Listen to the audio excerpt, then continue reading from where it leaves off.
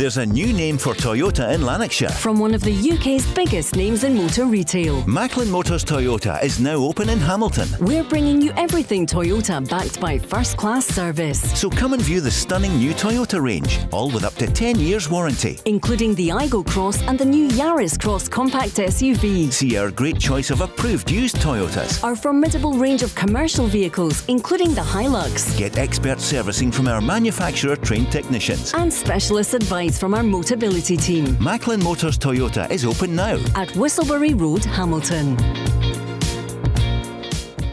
The Go Radio Football Show with MacklinMotors.com. Your local friendly experts for new and used cars. Let's go! Well, where would you rather be than in the Estadio Santiago Bernabeu in Madrid?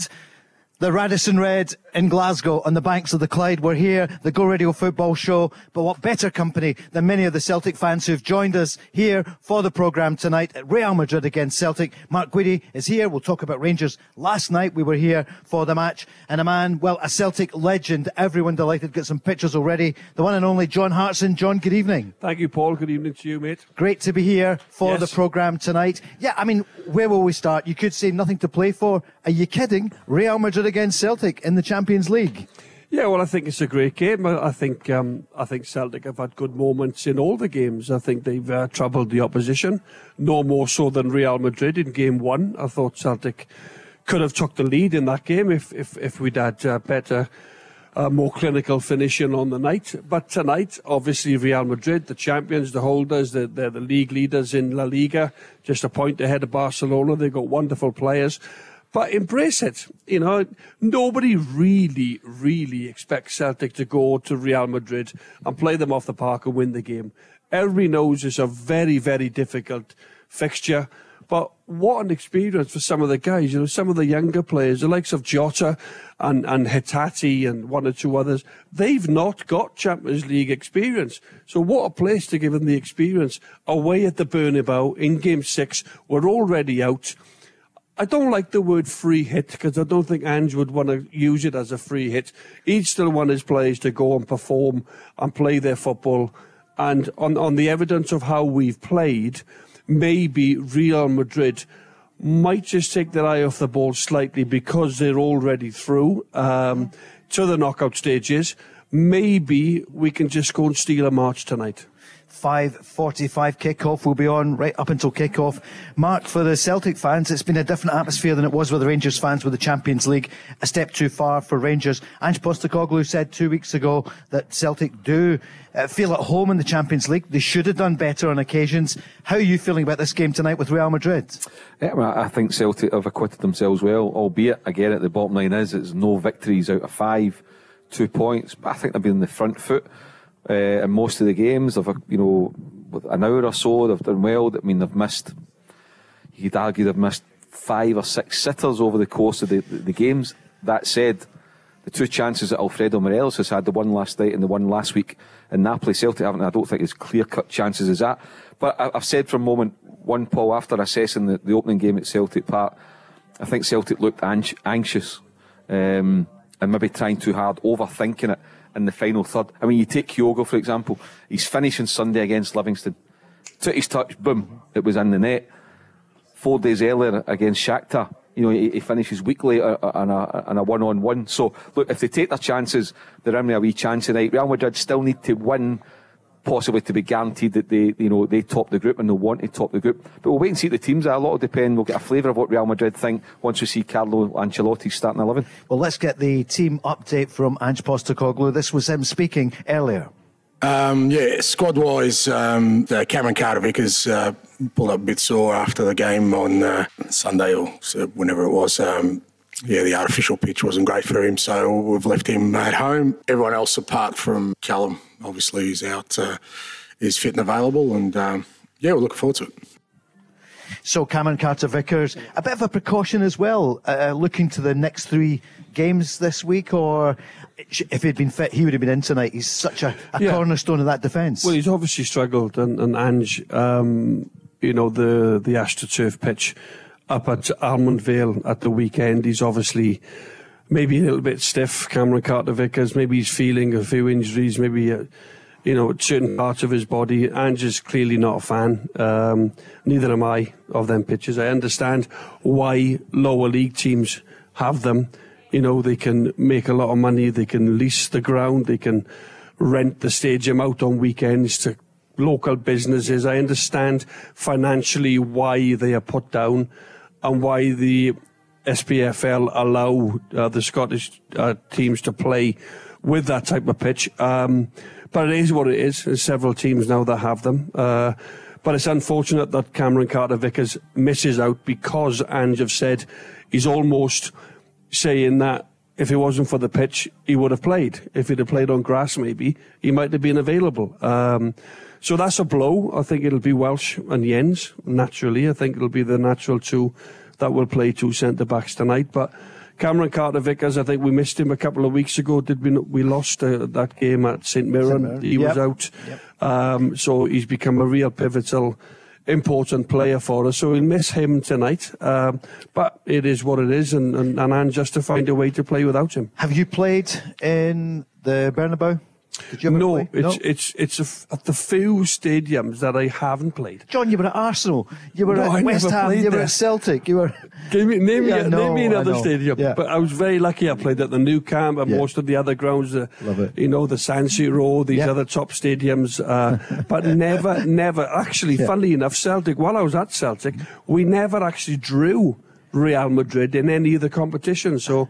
but no, I would have loved to have played there. It's a magnificent stadium, but special grounds. Never even been there, Paul. Never even witnessed it. No, I was in it the last time they played there in competition. I was a very, very young, straight from school, but it was back in 1980, and Celtic went in ahead, of course, and that was in the European Cup. This, the Champions League now. Mark, it's a special place, isn't it? Madrid. The players then, Jota. Do you think we might see him back tonight? Yeah, there's good options. There's Jota, there's Abada. I think James Forrest has been terrific. There's Haksabanovic. There's plenty of options in the wide areas. Obviously, last week at Celtic Park, they started with Giacomakis and Kyogo in the starting 11, which we were all surprised at. I can't see him doing that tonight. So yeah, it'll be interesting to see who goes in beside Jens as a central defensive partnership. I think Joe Hart will captain the team. But look, at some point, you would imagine Celtic will be in the back foot. They've got to defend, they've got to be compact, they've got to communicate well with each other. But they'll get chances, Paul. And let's just hope that tonight that they take their chances and make a proper game of it. First big question of the night, is it Jota or Jota? I don't know why I said Jota. I normally say Jota. Who says Jota? Yeah, so a couple of hundred people, I'm sure. I don't know why I said Jota. We'll talk Rangers shortly because obviously lots of the Rangers fans were listening in as well. It wasn't 3-1 last night. Beforehand, 5 was going to be a bridge too far, but they would have hoped to take something, John, last night from it for Rangers. A draw even, but it wasn't to be. No, it seems to me though, Paul, that Rangers haven't enjoyed the whole experience. Listening to what's coming out of the club, Giovanni Van Bronckhorst's interview last night, they haven't had the Champions League money to spend. We knew that because look at the players that they brought in. They didn't spend an awful lot of money. Players like Lawrence and Matondo and one or two other guys. But also, it's just almost they're saying we're glad to be out. We've had enough of it. They've lost 6 out of 6, not got a point on the board.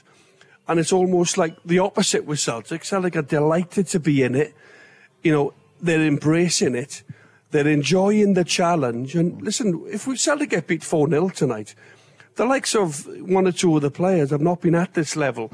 Ange wants to rebuild. That's why it's so important now to go and win the title, your domestic title, because that's why it's called the Champions League. It's for the champions. And it's just been like a totally opposite situation, a story in terms of Celtic have enjoyed it and Ange wants to be in it. You've got to be in. I'm playing against these world-class players, these brilliant teams, to move forward with your career. And it's almost like, from Rangers' point of view, there was on the television last night, there was almost talking as if they're delighted to be out of the competition. they didn't particularly enjoy it. I know they had a really hard group. Liverpool and Napoli. Napoli are sure. They're Serie A. Yeah. Liverpool is a top club. But this is where you want to be, isn't it? Champions League. This is where you want to be. So it's interesting to listen to the two sides of the story. Whereas Ange has enjoyed it, although they've not particularly won games. They've been very unfortunate. They've created chances, and we know why they haven't won games. They've not been clinical enough, and Ange will work on that and build on this experience, knowing that next year they would love to be back at this level. This is the highest level. You want to play as a footballer at the highest level you can. These are the games you tell your grandkids about. The places that you went as a player, when I was coming through, playing at Barcelona, playing at the San Siro, all these grounds, we loved it. And we never had a particularly good record under Martin O'Neill in the Champions League, but we wanted to be there every year. Some great games against Juventus, wave after wave of attack and all that. Right. What's the biggest game any of us have played in? So for you, John, it was you played in some of the biggest. Mark, for you, what's the biggest game? It thought to have been the Lanarkshire Derby, Albion Rovers against Airdrie. Okay, mine was Stonefield Park Blantyre against Burnbank. Brian, what about you then? Fives on a Wednesday night. Fives on a Wednesday. Where do you play? Wishaw? Aye, Wishy Sports Centre now. Wishy. I said Wishaw, you said Wishy. Really. Brian from Wishaw. We'll come back to Rangers shortly, but we're previewing the Celtic game just now. Brian, good to see Big John in the house. Yeah. I've met him before. Have you? Yeah. Aye. So, Brian, what are you thinking about Celtic? What about the campaign and John's point that Celtic, of course, you'd want more points. Have you enjoyed it, though? I've enjoyed it, right? Aye, it's been good. Just a pity we didn't win anything. But it's good being there, aye. Shakhtar away. Remember that one? Should have beat them. Should have beat Leipzig, really. Yeah. But I think, Brian, we can learn from that. I think in the second half against Shakhtar Donetsk, we totally controlled the game. We had a 20-minute spell before half-time where Shakhtar were very good when they equalised, and I'm almost thinking we have to get to half-time 1-1 to regroup, to get the lads sat down and then come out in the second half. And I really felt that there's been certain games, even Real Madrid, we could have been 2-0 up. We should have been 2-0 up. So in terms of where it's gone wrong, I think Ange would say himself, it's only gone wrong really mainly because we haven't taken our chance, and we've had so many. What was it the other day? A stat: 62 efforts on goal, and we only scored 3 goals in the whole competition. So that ain't good enough, and that's what they've got to improve on. Mark, we keep hearing about learning in this competition. What do you think Celtic have learned from the first game, which was so good for much of it, for an hour, against Real Madrid, until tonight? What have they learned?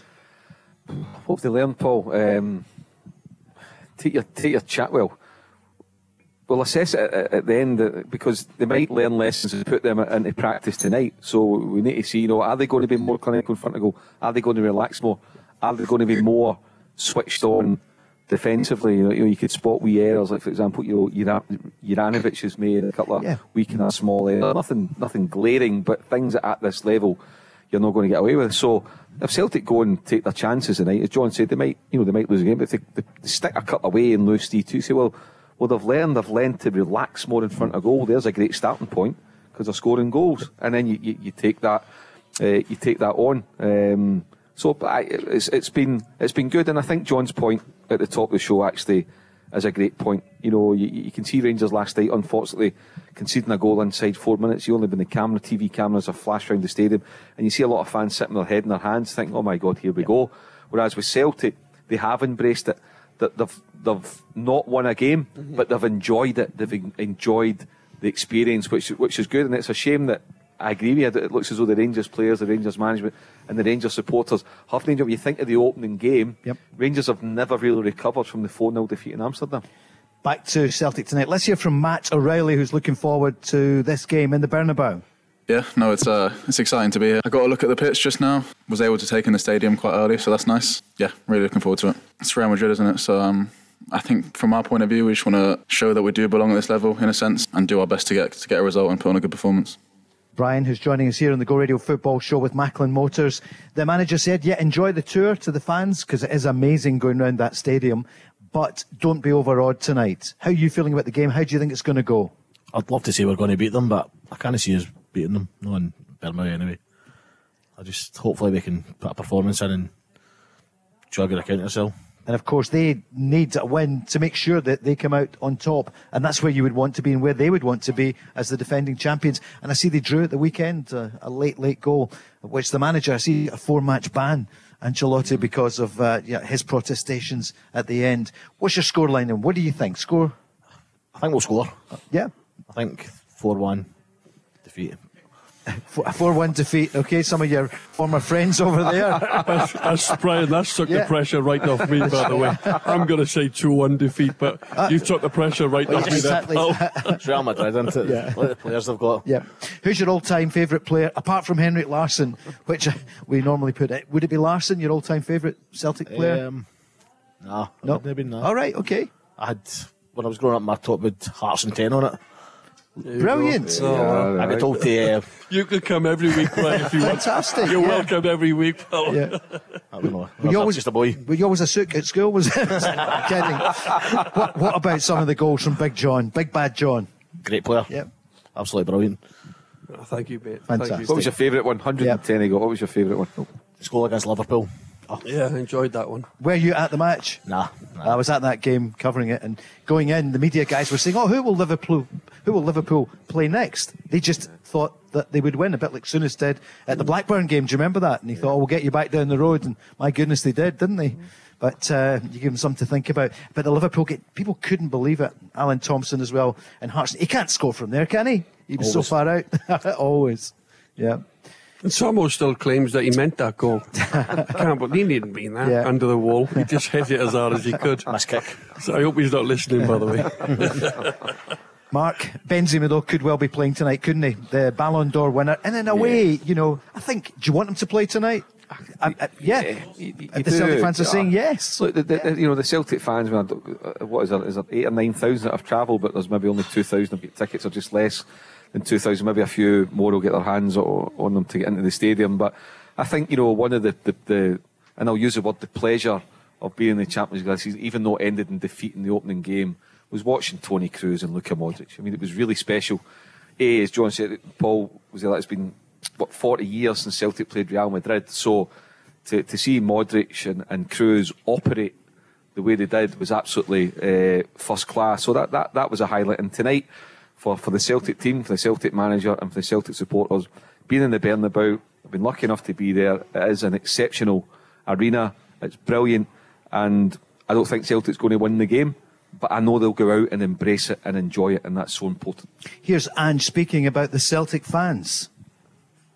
In terms of our supporters, they've been outstanding this whole campaign, and they've supported us home and away. Everyone talks about the atmosphere at Celtic Park and European nights, but our support away from home in Europe is something we're really proud of as well. They get behind us, and for everyone at the football club, they've really been looking forward to this game. There's history between Celtic and Real. Di Stefano's testimonial was between the two clubs. We haven't played since then, so for everyone at our club, we're very proud to again be here at the Bernabeu playing against one of the world's greatest teams, and hopefully tomorrow night is a game that will be memorable for everyone, including our supporters.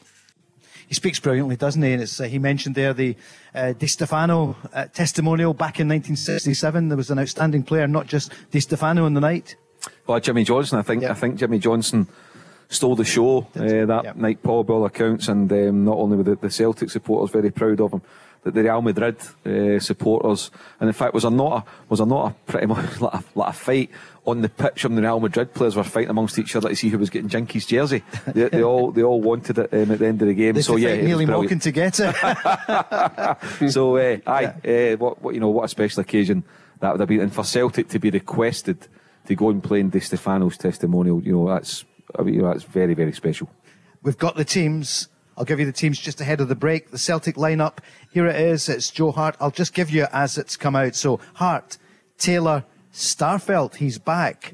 Jens, Kyogo, Abada, Aaron Moy is in as well. O'Reilly, Maeda, Hatate, and Juranovic. So there you are. We'll give you that lineup, obviously, in just a moment or two. Yeah, Mark's just working it out there. Of course, Juranovic and Taylor. You've got Starfelt in there alongside Jens. You've got it, right? Yeah, Mark? So it's the usual 4-3-3. Joe Hart in goals at the back. Juranovic, Starfelt, Jens, and Taylor. Midfield three: Moy, Hatate, and O'Reilly. And a front three: of Abada and Maeda on the wings and Kyogo through the middle. We're going to get John Hartson's reaction to that and the Real Madrid team just after this break. The Go Radio Football Show with MacklinMotors.com. Your local friendly experts for new and used cars. Let's go! This is the Go Radio Football Show. Paul Cooney with John Hartson and Mark Guidi, and lots of the Celtic fans are here. We're with Macklin Motors live at the Radisson Red for the Euro Nights, which will be coming up later afterwards on our podcast with Steen. Some of the headlines today. So Rangers out of Europe completely after the 3-1 defeat last night at home to Ajax. Some news today. Tony Watt, his red card has been rescinded quite properly at the weekend, and he's free to play his former club Celtic. Steven Gerrard has been installed as the bookies' favourite to be next Rangers manager. I thought they had a manager, and they have indeed, in the shape of GVB. Benzema ready to return for the clash with Celtic, but he's on the bench, I'll tell you that. And Scotland will play England in a friendly to mark 150 years since the first clash of the big two. Is going to be on the 12th of September next year at Hampden. Real Madrid against Celtic. Mark, you gave us the Celtic lineup just before the break. What about Real Madrid? Yeah, it looks like a 4-3-3. Courtois in goals at the back. Carvajal, Alaba, Militao and Mendy, Valverde, Cruz and Modric. Your midfield, and then Asensio, Rodrigo and Vinicius Jr.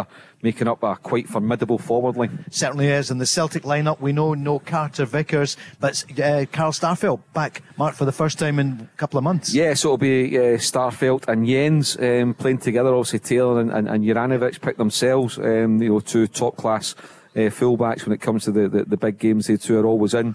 A strong midfield and a strong forward 3-2. One thing we know, Paul, Celtic will have a go. They'll have a go. Give us the midfield again, sorry, for those just tuning in. It's Moy, Hatate and O'Reilly, your midfield three. Yep. Abada on the right, Maeda on the left and Kyogo through the middle. Okay, Maeda, of course, called up for Japan. Kyogo was not, nor indeed was Hatate. John, you've heard the teams. What are you thinking of it?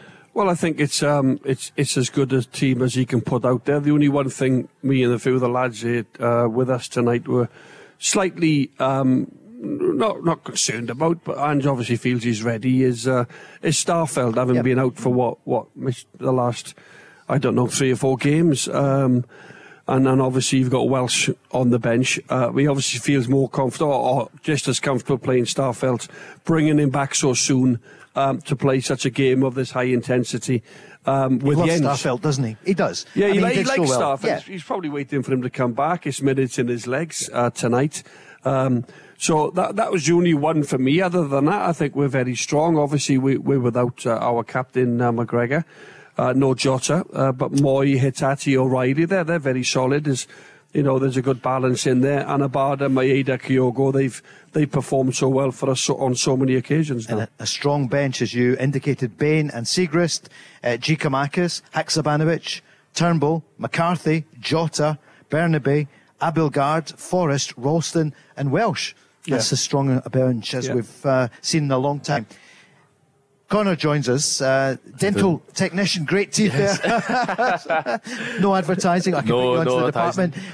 Connor, welcome to the show. Thanks very much. How are you feeling about it tonight?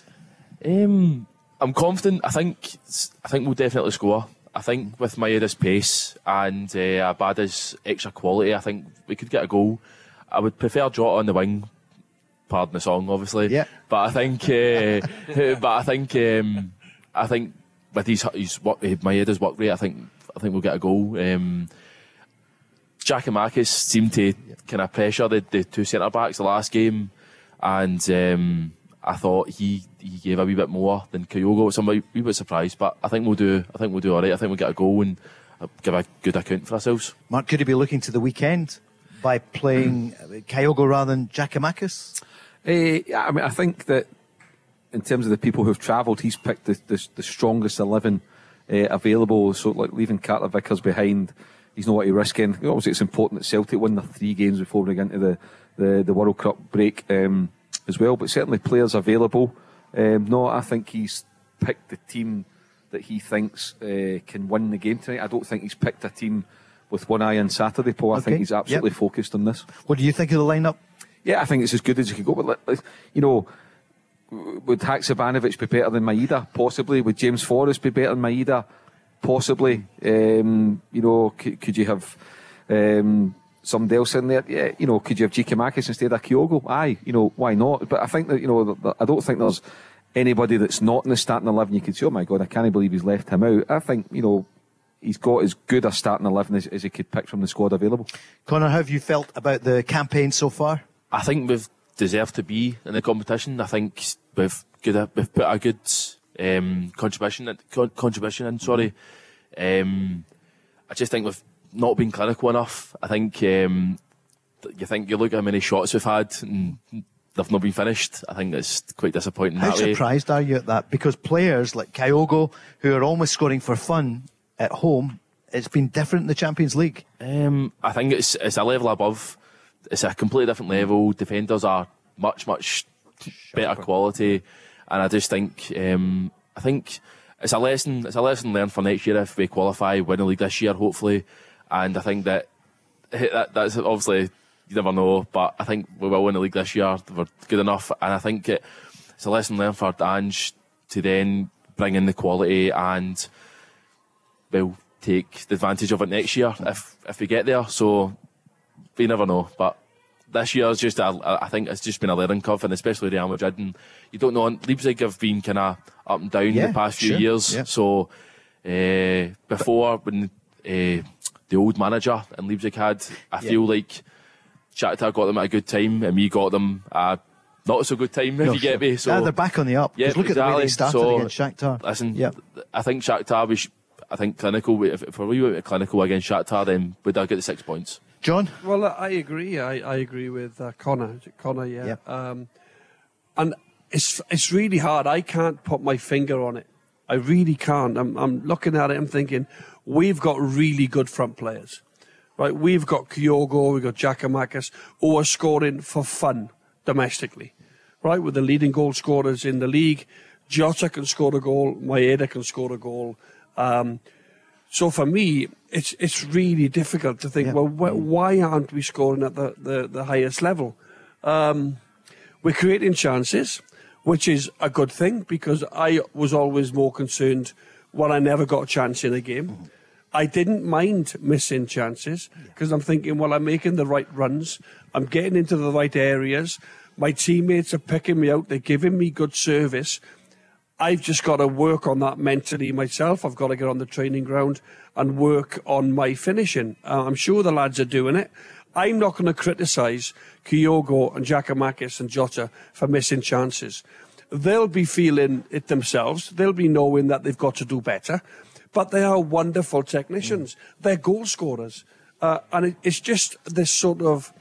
I just can't get my head round the fact that we've had so many chances and we've not been able to capitalise on some of our good play. So I don't think it's a major concern. It's obviously been one of the main reasons that we haven't been more competitive in this particular Champions League group. But it's very hard.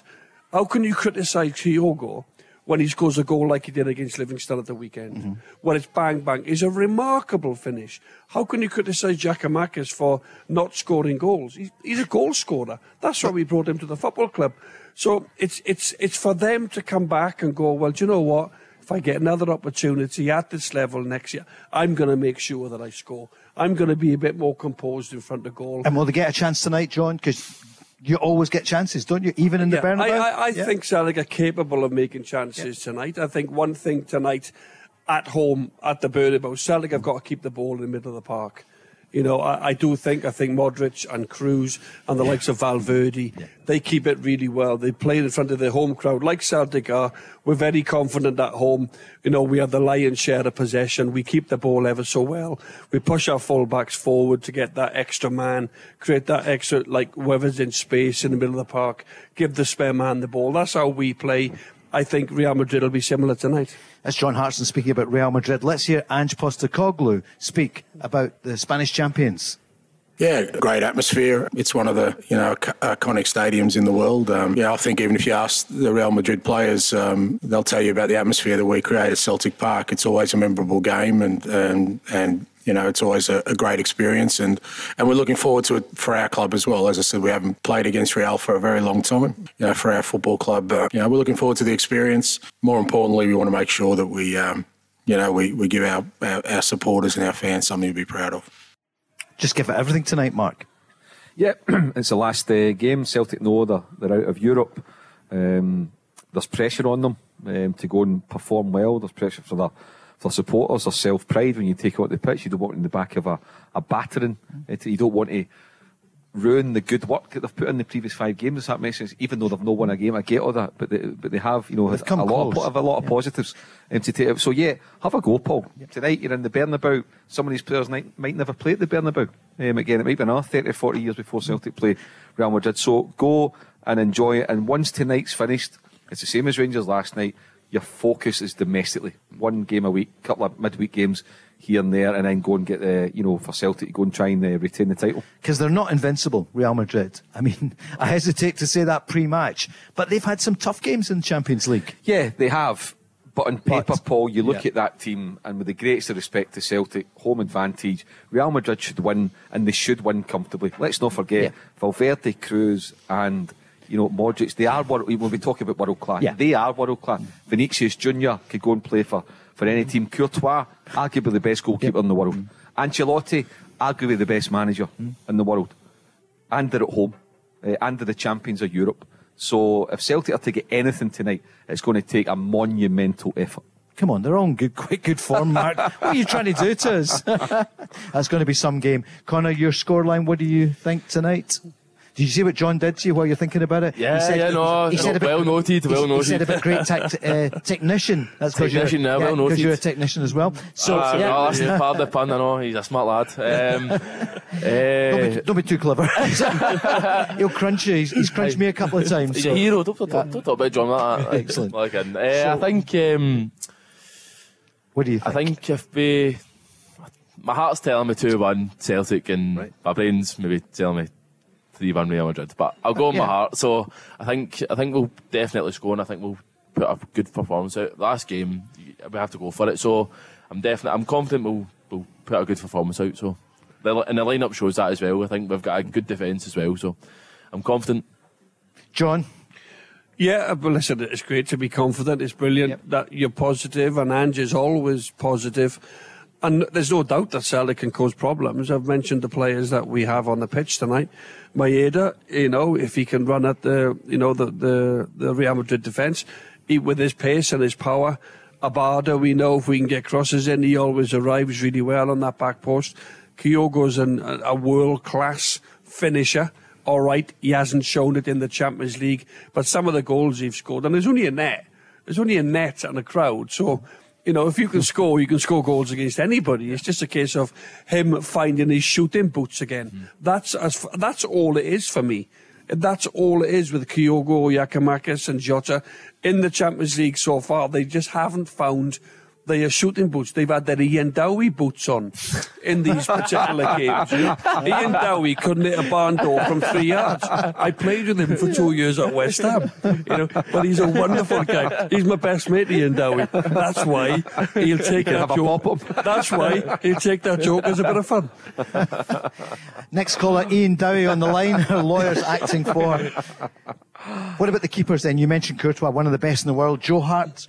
What do you feel about his 18 months with Celtic? Came out of a wilderness. Brilliant. I think you look at his Man City career for starters.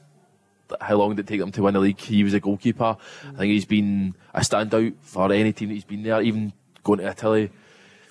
I think he had his moments, but then he's came back here and he's came to Celtic, and Ange's definitely put a lot of trust in him. We've got a good backup. I think it's good competition for him. Kept on his toes. He's not lost his position. I think that's probably how it shows you how professional he is. And I think Ange is a player, as a manager, he likes a player that plays ball with his feet, even with his goalkeeper.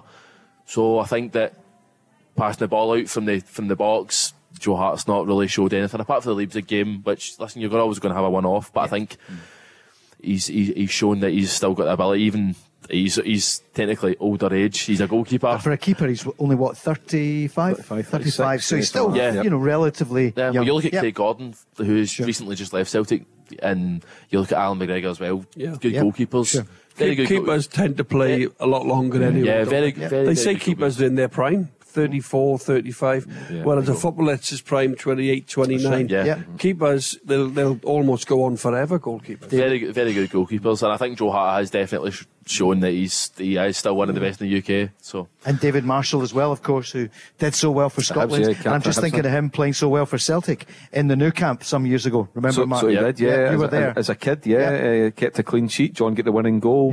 John Kennedy also played superbly well that night too. But I think Joe Hart, I said in the programme a couple of weeks ago, if I was Celtic, what I'd go and do now is go and get Joe Hart, if you can, tie him down for the next 3 or 4 years. It's always a problem if you get your goalkeeper tied up. Goalkeepers win you titles. Strikers win you titles, but so do goalkeepers. And Celtic cannot forget the lesson, with the greatest respect, when they had Barkas in goals, and it was a nightmare week after week for them. They found a proper goalkeeper. So keep a hold of him. Don't make the same mistakes they made 2 years ago. Don't sit on the fence, Mark. That's a good point. John, what was that like scoring Nou Camp? Give us a wee moment before we head to the break. Well, a lot of people thought I was offside, but as people know, I had a lot of goals chalked off for being onside that were called offside. So even though I was offside, I couldn't care less. The goal says Hartson, Eto. We drew 1-0. My dad was taking pictures of the scoreboard. Barcelona won, Eto. Celtic won, Hartson, and he was showing his mates over breakfast in Swansea the next morning. So that was a really proud night. Obviously, but I remember the game. I think Henrik was in the dressing rooms, but he wasn't playing that night. And I just managed to get round the back of Carlos Puyol, who was a great player. Oh, fantastic. And it was along the line. I probably was offside, but you know what? It's in the record books. I'll tell you what, if it was Nick Walsh and Stephen McLean, you would have been offside. Allegedly. Oh, sorry. Yeah, your words, I'm sure. That takes us nicely to the break. And it does. Connor, thanks. Can you sort his clobber out, actually? Maybe the best dressed. And my own too, although it's too expensive. It's the Go Radio Football Show with Macklin Motors. We're back after the break. The Go Radio Football Show with MacklinMotors.com. Your local friendly experts for new and used cars. Let's go! Go Radio Football Show. This is Paul Cooney with John Hartson and Mark Guidi. We're coming live from the Radisson Red. Later on, there'll be the podcast, and you can listen to last night's. Barry Ferguson was with us as Rangers went out of Europe. Celtic already out of Europe, but they're going to Madrid. They're there now for the match with Real Madrid tonight. Celtic with 2 points so far. And could they take something tonight? The Celtic lineup we gave you about 20 minutes ago. Joe Hart, the captain tonight in goals. The back four of Juranovic, Starfelt back in, Jens and Taylor. Holding Moy and O'Reilly. There's Abada, Maeda and Hatate. And up front it's Kyogo. And John, you were saying about Real Madrid, Courtois in goals, Caraval, Milito, Alaba, Carvajal. Mendy. You want to take it? Yeah. Oh, Did yeah, you? Carvajal, you got, and in the midfield, Valverde, Cruz and Modric, and the front three, Mark already mentioned, Vinicius Jr., the Brazilian, Rodrigo through the middle, and then Asensio. So they're ever so strong, and the left-back, Alaba, he's Austrian, and he's over 100 caps for Austria, and he plays in midfield for his country, and he plays left-back for Real Madrid, and he played left-back for Bayern Munich, his previous club. So versatile. You know, Alaba, who's playing left-back for Real Madrid tonight. Unbelievable player. Rory, who joins us. Rory, this is John Hartson's phone. Anyone you want in football, we could get the number just now. Rory, welcome to the programme. Thank you very much. So how are you feeling about the campaign so far? I've been very proud of Celtic, I think, especially Real Madrid in the first game. We might have lost 3-0, but the players were getting clapped off the field, and that's the kind of attitude you want, especially from the fans and from the players. They just gave everything that night, and I thought that was absolutely excellent. And it's been such a long time, isn't it, since Celtic or Rangers have been at the top table, the Champions League. Yeah, and they deserve to be there, and they need to show that. And I think with the performances that Celtic have put in, they might have not had the results that they wanted, but the performances have been brilliant, and the fans should have a reason to be proud of the team.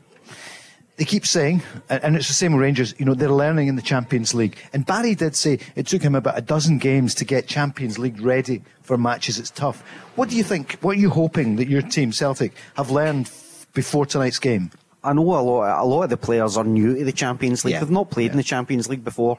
And I'm sure John himself has been a wee bit nervous getting into Champions League games against big clubs. And I think that our not scoring goals this year has been down to that sort of, just when you're in that situation one-on-one with the keeper, a wee bit of nerves in the Champions League. But I think that will come with time. I'm just looking back to that first game, Mark, just almost exactly 2 months ago. The Abada, a chance. This is in 13 minutes, 20 minutes. Hatate, Callum McGregor, brilliant shot, hit the post, 21 minutes. Then Valverde for them. Benzema had a chance. Joe Hart, great save. But the first half hour or so, Celtic looked different class. That was then. For tonight, what are you thinking now as we get closer to kick-off? Can Celtic take even a point? Well, first of all, forever the pro, Paul. Referring back to your notes. My notes, remember those things? Oh, yeah. Brilliant. So, yeah, I mean, actually just backing up, just refreshing the memory of how good Celtic were. I mean, I remember that they did the blitz Real Madrid. You know, the opening 10 minutes, supporters behind them, they really had a go. And Real Madrid thought, oh, aye, we've got a game on here. And then eventually, Kroos and Modric took control of proceedings once they'd weathered the storm and they started to pick things up. And your notes will tell you, Paul, over the course of the 5 games, but there was a pattern developed. Celtic started most games very, very well, and then eventually they conceded goals a lot of time after the hour mark because they'd put so much in. What they did do, they finished, I think it was Leipzig away from home, and but even worse, I think Shakhtar away from home would have missed 2 or 3 sitters in the last 10 minutes where they finished strongly and should have. I think Shakhtar was the biggest one that they blew, and that was game number 2. And had they won that, and they deserved to win it that night, absolutely. We went ahead, Mark, didn't we, in Shakhtar, and we were pegged back, and then against Leipzig, we went behind, and then we scored a really good goal to equalise, and then within a minute, concentration levels, we switched off, and then Leipzig hit us again on the counter-attack. So these are things that you can learn from. You know, you're always at your worst concentration-wise, you know, straight after you scored a goal. Because I don't know what it is, but history will tell you, you know, as soon as you scored a goal, you get back in, you get your shape, and you think, right, we're back in the game. All of a sudden, you're still thinking about the goal. Boom. You know, you're still celebrating, the crowd is still up in the air, and all of a sudden you get counter-attacked and you get pegged back again. So whatever, you know, these type of things are learning curves for the players. I would arguably say that first 45 minutes against Real Madrid in the home game was the best we've played. The best we've come out of the dressing room. The sharpest we've been in that first 45 minutes. And the only thing we did wrong was not dispatch, was not score. That was the only thing. Real Madrid were happy to get in at half-time 0-0, by the way. And then in the 47th minute, at the start of the second half, we get another great chance where Maeda comes across him a little bit fast, and he just can't quite shift his, sort his feet out quick enough. That was another great opportunity we had. So, we've not embarrassed ourselves by any stretch of the means in the Champions League game so far. I'd written down in these famous notes now, a lick of paint away from being one up. Yeah, I mean, when you think of it, McGregor, is that referring to McGregor's? That's right, the McGregor. One, it's come off the post, Courtois beaten, all ends up, and it is, and that's the small margins that just, in any game, at any level, small margins, and it just shows you as well, Paul, to succeed and to be successful, you need to carry that wee bit of luck too. Did they paint the post that day? Did that make a difference? See these journalistic things that we say over the years? A lick of paint? That's stupid. Right, here's what Ange thinks about the campaign to date. I think, the whole Champions League campaign for us has, has been a great sort of, process in us understanding, what we can bring to these games and the areas we need to keep improving. I think in every game we've had our moments, and when we've had our moments, we haven't taken them. But most of the time that's come, we've played our football, and we also know that when the opposition have their moments at this level, they can punish you. And I think this whole sort of campaign for us has been one where we understand exactly sort of the areas that we can make an impact, but also the areas where we have to be wary of. Ange Postecoglou speaking ahead of the game. We're live on the Go Radio Football Show. We're at the Radisson Red. We're with Macklin Motors. Rory from Clydebank, do you get to the games often? I know it's more difficult with the job. And not as much. I mostly watch them on TV or going to the pub with my pals and watching them. Right. But not as much. What's your local? What's the... usually Dintokar. I stay in Dintokar, round about Dintokar. Say no more, just for security. Oh, yeah, of course, famous. Yeah. So what do you think, Ange Postecoglou? I heard them talking about him on radio this morning. Jim White, they were chatting about Ange Postecoglou. They were talking about, the Brighton job, which of course went to Graham Potter. you would never want him to go, certainly not for, 2 or 3 years? No, we don't want to go for a long time. We would rather he just spent the rest of his career here, because I think he's been absolutely fantastic so far. And he's got the right attitude for Celtic. Celtic are an attacking team, and they need to be an attacking team. And for a few years, it was kind of wasn't that way. Side-to-side football, and we don't want that. It should be direct. We should be going out trying to score more goals than the opposition. No matter how many we concede, we should always be trying to outscore the opposition, and that's always been the Celtic way. Yeah, I wouldn't be too worried. We'd go back to the Brighton job. Graham Potter left to go to Chelsea. He had to go. Obviously, Chelsea, Champions League, everything else. Did a great job at Brighton. Obviously, manager at Swansea. I got to know Graham when he was at Swansea. Yeah. I think he came from Norway or somewhere. Was it Østenstad? Sweden, Mark. To go to the Swansea job, and then he's just gone up the ladder, hasn't he? I do think it's a compliment for Celtic fans when Ange is linked with Premier League clubs. I think Ange have said more than once. I know we heard it a little bit from Brendan Rodgers. It was his dream job, is where he wanted to be. He'd always wanted to manage Celtic, wanted to stay for the 10 in a row, all these sort of stuff, sort of allegedly that he'd said. So for me, I think Ange is here for a while yet. Hopefully, like Rory said, he'll be here for a long time. I think he's changed the whole image of the club. I think he's changed the whole feeling amongst supporters, that the way that he wants to play. He connects, doesn't he, John? And he gets it, Mark, Paul, sorry. Yeah. And the system, it'll take a while really to get it, although domestically it's really worked at times. The 4-3-3 system, where it takes a lot of hard work, it takes a lot of fitness levels, pressing high, hunting in packs, not in ones in twos, getting your fullbacks forward, all these type of things. It's a new system that he's introduced to the football club. I played in a three at the back all my days under Martin O'Neill. 3 at the back, which allows you to play 2 centre forwards. That doesn't happen anymore, really, does it? Not really. Not many clubs play with 2 up now. There are several, by the way, but this whole system, his attitude to football, the way that he talks, he's always very, very positive. Believes in his players, tells them to go out and express themselves and go and play football. So I always think I wouldn't be too worried if I was a Celtic fan in terms of Ange being linked to other clubs. That's a compliment. That tells you he's doing very, very well. And I just think we have to believe, Ange, when he says that he's here for the long run. I think tie him down, give him what he wants, back him in the market. And I think we have got a magnificent man in charge of the football club. As long as he gets the backing, that's the key. Yeah. Brendan Rodgers left because he felt he wasn't getting backed the way he wanted to be backed. And the thing about Ange Postecoglou, I think he's realistic as well. He knows Celtic can't sign players at 12, 14, 16 million.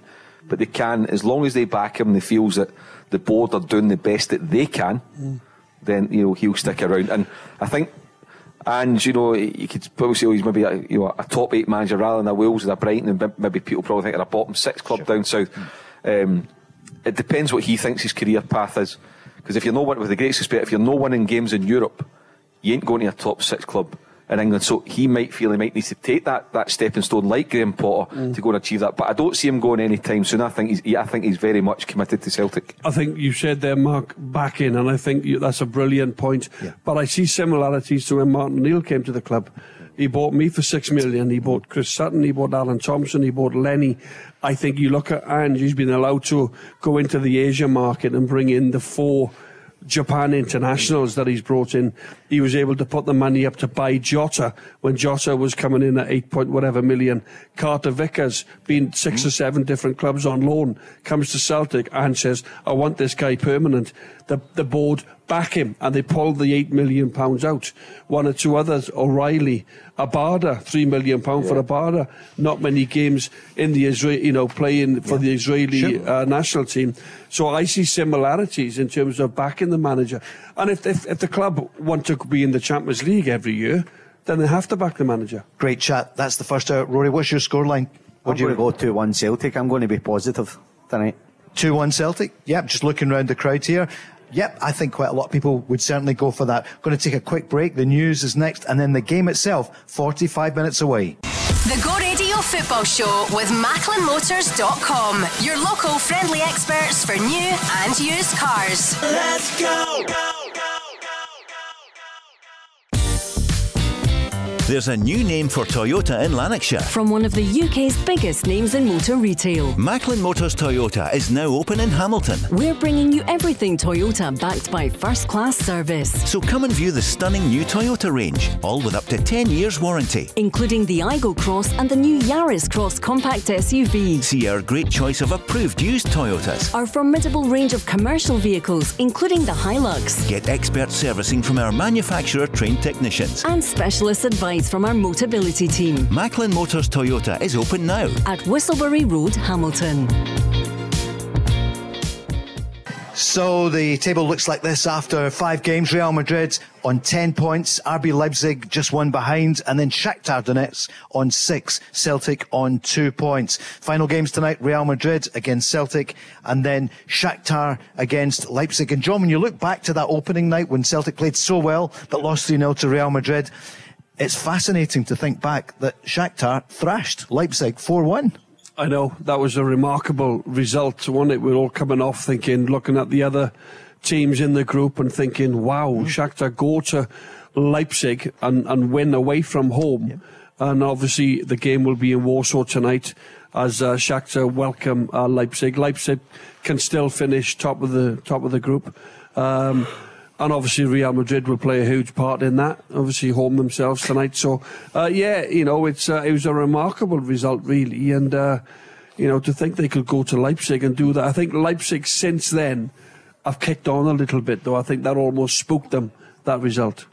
We're going to look a bit at the Rangers situation after last night. Mark, you've had 20 hours to think about it. Rangers will look back on it. You get the sense that they want to forget now about the Champions League campaign and put everything into, regaining the title. Yeah, well, I mean, you look at the headlines this morning and the analysis last night. Rangers of Giovanni Van Bronckhorst and these players have been battered. The worst team in Champions League history, no points, 2 goals, etc., etc. They need to suck that up, Paul. They just need to accept it. That's part and parcel of the job. Like I said, it's been a really dismal campaign for Rangers. But that said, you've got to credit them for getting there. They didn't have automatic entry because they didn't win the league, so they had to get through 2 tough qualifiers. So I credit Giovanni Van Bronckhorst for the bank balance of the football club. It was absolutely vital that they got that money in as well. So it's worked out well, but it's been a campaign from Amsterdam onwards, the 6 games, it's been a campaign to forget. And now the focus for them starts on Sunday away to St Johnstone, and making sure that they hang in there with Celtic until the turn of the year when Celtic go to Ibrox January 2nd. Yeah, let's hear from the Rangers manager Giovanni Van Bronckhorst after the game last night, and he was talking about that unwelcome records of the worst record in the group stages of Champions League. Well, it's always difficult, Of course, the gap is there, but you don't want to concede so many goals against you. And if you see, the goals we conceded in many games in this campaign, it was too much, especially at home against Liverpool, against teams, from the highest quality, and we struggled in those moments. And it's a big learning experience for us. John, what's your thinking about the game last night? You would see the match itself or the highlights of Rangers. Were you surprised that Ajax were a level above Rangers? Well, I think if Morelos obviously again, missed an open goal, didn't he? But Ajax, I think the performance in Amsterdam on I think was it game 1 or 2, 1. It was almost like men against boys. It was like 18-year-olds against 12-year-olds. Ajax absolutely destroyed them. They kept the ball all night, shipping in 7 at home to Liverpool. Yep. When Rangers over the last couple of years have been really strong at home. So that was a big surprise, even though it was Liverpool. I thought they went to Anfield, and for the last 20 minutes, they almost took the shackles off. So I think Sakala came off the bench, and they looked a bigger threat, but the game was almost done. Sure. Difficult to come from 2 behind at Anfield away from home. And I just think almost is like with Giovanni Van Bronckhorst, he knows that the other teams in the group, Napoli, Liverpool and Ajax, are just far superior. They really are than Rangers. I think if you look at it that way, the group was a really hard group, almost a group of death, I thought, the toughest, wasn't it? It was a really, really hard group. And they're just not at that level. You could say almost Celtic, you could say the same in terms of results-wise, but performances-wise, Rangers look as if they're delighted to be out. They don't want anything to do with it. But I think Celtic have embraced it, and they've actually played well in games at times, and almost not got the results for their performances. You can't really say that Rangers have put in any type of decent performance. Maybe the first half at home to Napoli. They were okay, weren't they? Yeah. But they were decent in the first half at home to Liverpool as well. To be fair, they made a fist of it, and then the roof collapse. Fell in. Conceded 5-6 goals in 25 minutes. But the Morella's miss yesterday, John, is a great striker. He's gone back the way, hasn't he? Well, he needed that, and he's in and out, isn't he? He's looking at Cholak and thinking the manager doesn't really, Morelos, in the period that he's been at Rangers, he's been the number one striker. Gerrard fancied him, played him all the time. And he did well. He's got over 100 goals. Yeah. Listen, give him credit for that. He's unpredictable. And now when you see another striker coming in, he plays now in bursts and fits and starts. He wants to be the number. It's affecting him. It's affected his confidence. His contract is up at the end of the season. There's no doubt for me that he will leave because he's not playing regular at this moment in time. They've got other problems as well with Kent, with his contract running down. Arguably two of the best Rangers players in the last 4 or 5 years, best performers, getting them to the Europa League final last season. So in terms of how far they've dropped, particularly in Europe, I know it's different, the Europa League and the Champions League, but some of the performances show that they've not moved forward. They've almost gone backwards. Let's hear a final word then from GVB. How disappointed was he last night? Disappointing for us. It started really well with, 2 good ties. We played against Union and PSV and qualified for Champions League. But, after playing 6 games, you can see the difference in, in level and against the teams we competed. So that was very difficult for us to get results. So that was Rangers last night. We are here in the Radisson Red. It's the Go Radio Football Show live with Macklin Motors. Ryan joins us. Ryan, good evening. Good evening. Welcome to the hotel, which you know well. I think you joined us earlier in the campaign, a Celtic fan. What are you thinking about the Celtic lineup? You saw it there. I think it's a good lineup, optimistic. I'm a fan of Jens at the back. I think he shows that attacking football and the athleticism needed for the Ange brand of football. That being said, it's compared to the Real Madrid team we're facing, I don't think we can expect too much from them. Of course, no Cameron Carter-Vickers, no McGregor. Would that make a difference? You'd probably have to say yes, I would imagine. Yeah. Makes a difference, yes, to the score. At the end of the day, I don't know. Throw in your score right away, because you greeted us as we came in this afternoon. I think just in the door I said 2-1 Celtic, maybe a wee bit optimistic. But I think it's a Real Madrid team with nothing really to play for, and a Celtic team who have nothing to lose. And when that's the case, I think, why not be optimistic? Mark Guidi, what would you say? Well, I think Real Madrid have potentially got something to play for because they want to top the group and they might need to win the game to top the group. They might not. They might just need a point. But I think that, we talk about, because we are from here and we live here and, we know the demands at Celtic and Rangers, that the supporters demand that they go and win every game. Real Madrid's the same. Yeah. You don't win the Champions League 12 or 13 times unless you've got great demands. You don't survive at the Bernabeu as a manager or as a player unless you can live up to the demands. And they've got 10 points already. They're through, whether it's in first or second place. But there's 60, 70,000 Real Madrid fans in the stadium tonight, so they will demand their players go and put a performance on and get a result, and especially on the back of, as Paul said, at the top, the drop points in La Liga in the weekend, so that they need to go and do it. Kyogo, what are you looking from him? Clearly goals, but it's so surprising, wasn't it, that everyone talks about the step up in quality, but do you think tonight he could score? He will score? I think he's going to have chances. It's just if he puts them away, that's the question. The movement is obviously there. The sort of instinct is there. It's just that final touch has been lacking in Champions League football. John? Yeah, I think Kyogo's got brilliant movement. It's not a concern, but Celtic have to get on the ball. They have to play it wide to Abada. He has to go and run at Alaba, who's left back for Real Madrid tonight. Maeda, he's powerful. But I just hope we don't get pushed back too much and we camped on our own 18-yard box, because these are a really good attacking team. They'll have 80,000 fans in the Bernabeu tonight, like Celtic at home.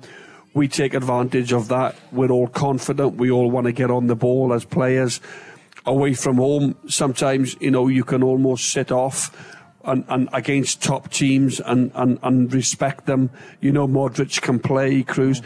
I just hope these guys don't just start running the game from early on. Yeah. I think Celtic have to try and get on the ball, have spells of possession. That's the only way we're going to create chances.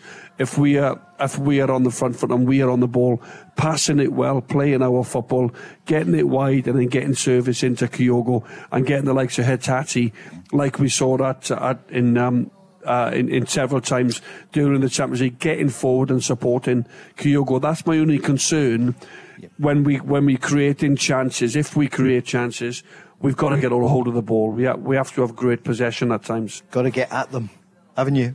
That's right, yeah. You can't give them any space, time, or it's a long night. Yeah. With Moy in midfield, though, I don't know how possible that seems a bit more of a negative option to me. But maybe that's cautious, John, because you might need Moy. Yeah, but O'Reilly's been playing that number 6 role, the role that Callum normally plays, and he's actually been quite good there. Because he can pass the ball, he sees pictures, he's very comfortable with the ball at his feet. He can pass it long, pass it short. So I think Moy will maybe have a more forward sort of role to that more advanced role in that midfield. Obviously, Hetati will be the one that'll try and join in as often as he can, because Kyogo will need support. Ryan, I remember you're a great football lover. Who do you think is going to win this tournament? So you think Real Madrid will defend it? My money would be in Real Madrid, yeah. Right, yeah. I think the dark horse, though, would be Napoli. I've quite liked what I've seen from them so far. Yep. Although it was a weak Liverpool team they were up against at the start of the draw, I think 6 goals past them was a really positive result, and they could be in for something big this season. And Man City, will they finally do it for the first time? I don't think so. No? You don't think so? I don't have it. Mark Guidi, what do you think? I think there's going to be a first timer, and it'll either be Man City or PSG. I think Messi's got the bit between his teeth as well. His stats for PSG are frightening. Mbappe, all that. So if you give me a free bet right now, I'd go Man City, but I wouldn't be surprised if it's PSG. Okay, hedging it there, but Man City probably, Man City at the moment, or PSG. John Hartson, you came closest to winning gold in a European competition. None of us got anywhere near it. Who do you think? I think I've got a couple. Yep, I think go on. Real Madrid, Yep. the holders, they'll want to retrain the trophy. I think they've got one of the best managers in the world. Mark alluded to Carlo Ancelotti. He's won it so many times. I times. also think the way Bayern Munich have gone about this group, they've topped the group again. They've been very, very impressive. With Barcelona, I think they beat Barcelona by 4. I know Barca are building, but they're second in La Liga behind Real Madrid. And Man City, this is why, they get so much back in. They want, this is what they really want. They've won several Premier Leagues now under Pep Guardiola. They're building a team. They're getting the best players in every position. They've just got the most sought-after centre-forward in the world in Haaland. He will be back fit very soon. And I just think that gives them the edge. That guy is a robot. He's special. And he scores goals for fun. He makes the game look so easy, doesn't he? So if they can get him firing, I think he gives City a massive advantage. I know they've had Aguero and they've had other great players down the years and they failed to win it. They got to a couple of finals. But I just think this season, Manchester City, I don't bet anymore. I'm 11 years now, Paul, as you know. 11 years and 2 weeks. If I was still betting, I'd have a pound on Man City. You would. Jim White gave up drink 11 years ago in a week. Was it the same thing? Did you both decide at the same time? I don't know. Listen, no, fair play to Jim. Indeed. It's very good, that from Jim. And to everyone. It is. Especially these days, it must be tough. Ryan, thank you very much. Your scoreline again then. Your final thought. I know it changed earlier. You thought 2-1 Celtic. Go on, Ryan. If you're telling me to be positive, no, just see what you think. I'll go 2-2. 2-2. Quick break, and then we're back here live. It's the Go Radio Football Show. The Go Radio Football Show with MacklinMotors.com, representing some of the biggest motoring manufacturers across Scotland. Let's go! Hope you're okay out there tonight. There's been some really heavy rain. We just heard there from Alan with the traffic update. Take it easy. Stay tuned to the Go Radio Football Show with Macklin Motors, getting you home tonight for the big game. Real Madrid against Celtic, one of the, two of the teams that have won the tournament. Real Madrid, 14 times winners. Celtic, the winners in 1967 and runners-up in 1970. Tom joins us from Clydebank. Tom. Hi, Paul. How you doing? Yeah, great, thanks. You? Yeah, good, thank you. Having a good evening. Yeah, good. We're looking after you here. Yeah. And you'll stay for the podcast later with our friends at Steen at the Radisson Red. I see Hannah is in the house. Graham looking after us, everybody, as they have throughout this tournament. This is the final one, of course.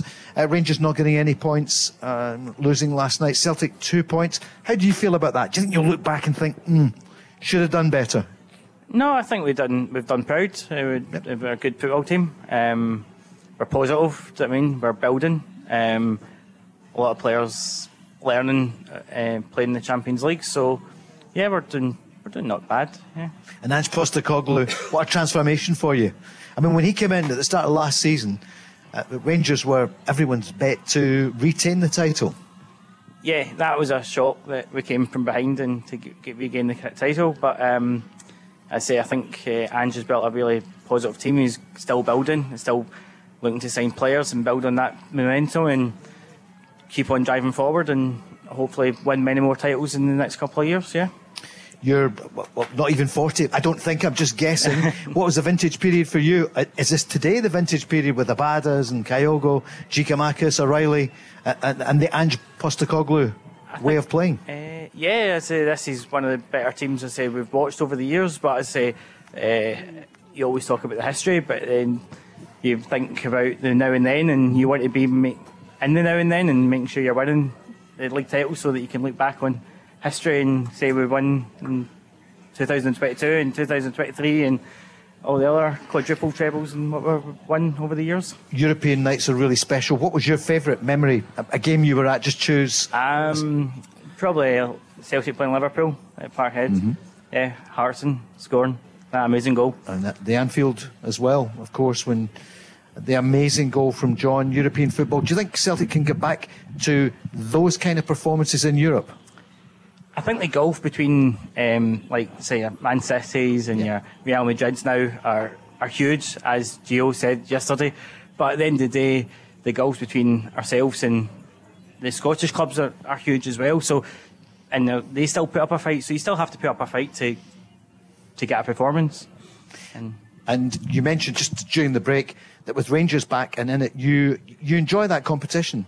Yeah, so obviously a number of years without Rangers being in it, you're winning titles and you're running away with the leagues and you're winning competitions and you want a bit of fight, you want a bit of kind of character in the league and people winning, yeah. And John, there's no game like it, is there? Celtic Rangers. Oh, it's a great game. One of the reasons why I came to play up in Scotland, wanted to taste a bit of that game. Obviously nothing better than winning in that particular game. It's not very nice when you lose them. Certainly for the next 4 or 5 months, you've got to take a little bit of stick. You've got to, the opposite team have the bragging rights. I think in the last 10 or 12 years, I think Celtic have been so dominant. I think they're going for the 11th title in the last 12 years this season. Celtic have had the dominance. Rangers have had it before, of course, years ago. But no, they're special games. They're special games for any player, and it's the Celtic fans. Growing up in Glasgow, Celtic or Rangers, you want to go and represent that particular team who you support as a child, and then to go on and obviously if you're a young footballer, to play for one of the two teams and then to go and score in that particular game, it's very special for some players who get to do that. But I think going back as well to the European football, I think Celtic have, particularly Ange, I think they've enjoyed being in this tournament. I think they've enjoyed going up against the big guns. It's like tonight, nobody really gives us a chance, maybe outside of the Celtic fraternity, outside the Celtic support. Yes, we have to believe in ourselves and be positive as a club. Ange is always positive. But I think you've got to embrace it. Vinicius Junior tonight for Real Madrid, he'll be starting for Brazil in 3 weeks' time. What a moment it is for young Taylor to be coming up against Vinicius. Taylor will be sitting in his lounge with his wife and his family, Greg Taylor, looking at Vinicius Junior thinking, I came up against him 3 weeks ago in the Champions League. What a moment. Irrespective. Absolutely. Yes, we want results. Of course we want to play well. But it's building. And knows this particular team at this moment in time, although we've had good moments, we'll need to take it to another level. You need to be backed. And, it's all about progressing and learning from experiences and building, so we want to be back here next year. And John, we'll be doing the same thing. We'll be watching the World Cup coverage and watching Wales, the ITV coverage. There's John Hartson. We were with him just a few weeks ago, because you're off soon for the World Cup. We'll talk about that before kick-off. For those just joining us, Mark, you've got the team news tonight. Couple of changes and forced changes for Celtic. Yeah, the Celtic team obviously no Cameron Carter-Vickers, but they go with Joe Hart in goals, who's captaining the team tonight. Juranovic, Starfelt's back in, Jens and Taylor make up the back four. The midfield three, Moy, Hatate and O'Reilly, and a front three of Abada and Maeda on the wings, and Kyogo through the middle. For Real Madrid, the European champions, it's Courtois in goals. A back four of Carvajal, Mendy, Militao and Alaba. Midfield three of Valverde, Cruz and Modric, and a front three of Asensio, Rodrigo and Vinicius Junior. Benzema is on the bench. Beware. Scoreline, what do you reckon, Tom? What do you think it's going to be? I would hope it would win 2-1, but seems popular. But I think Real Madrid will edge it in maybe 3-1. 3-1. We'll definitely score, I think, but 3-1. 3-1 would certainly be no disgrace. No, there's been worse results in the Champions League. Of course. Tom, thank you very much for joining us. We'll maybe speak to you later on the podcast. That's kind of realistic, John, isn't it?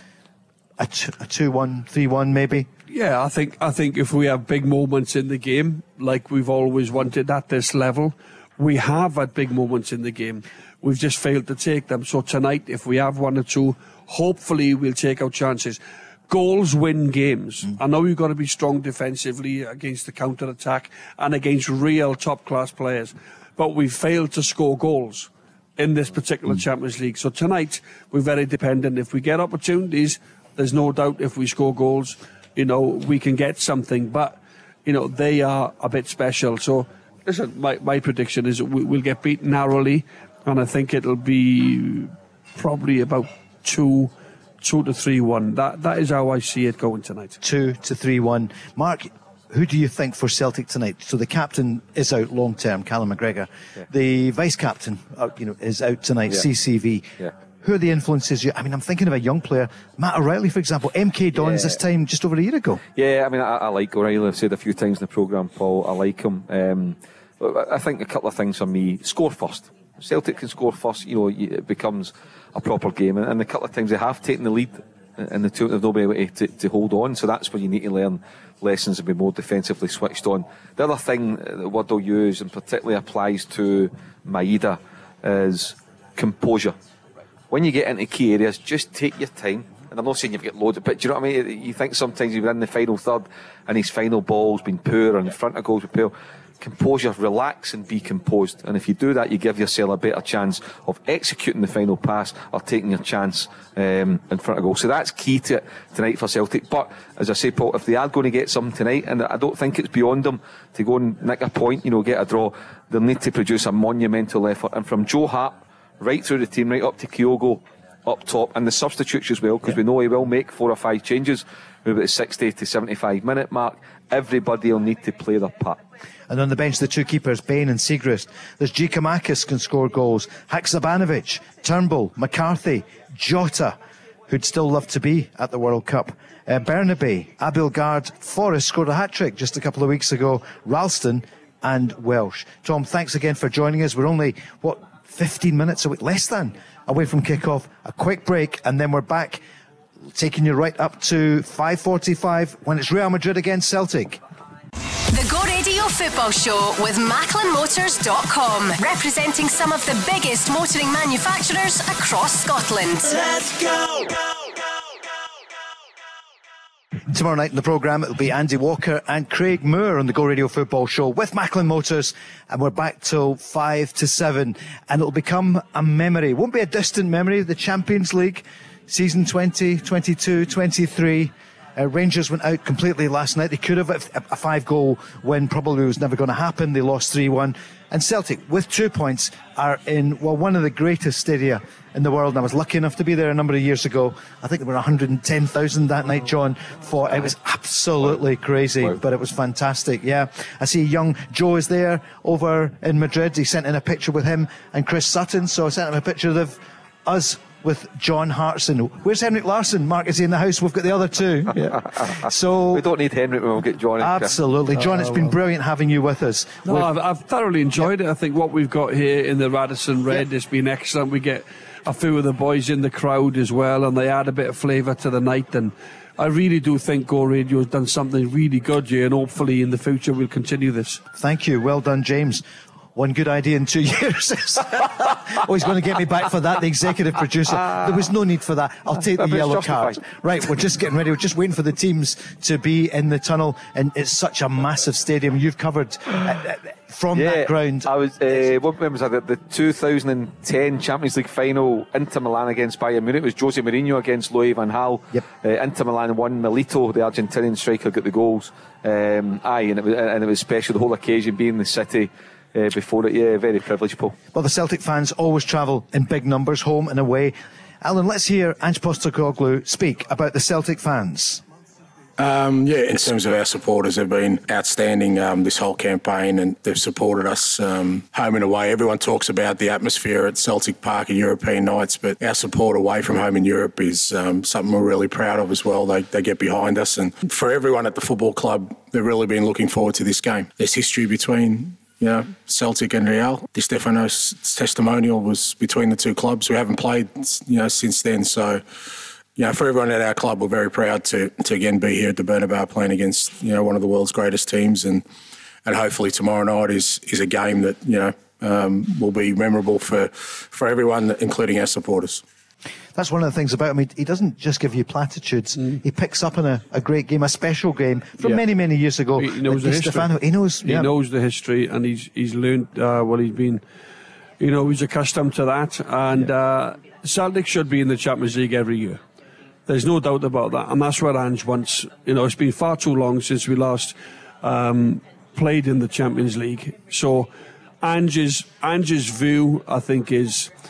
His desire is to take Celtic into the Champions League and improve the team and improve our European sort of standing in terms of, we won it in 1967.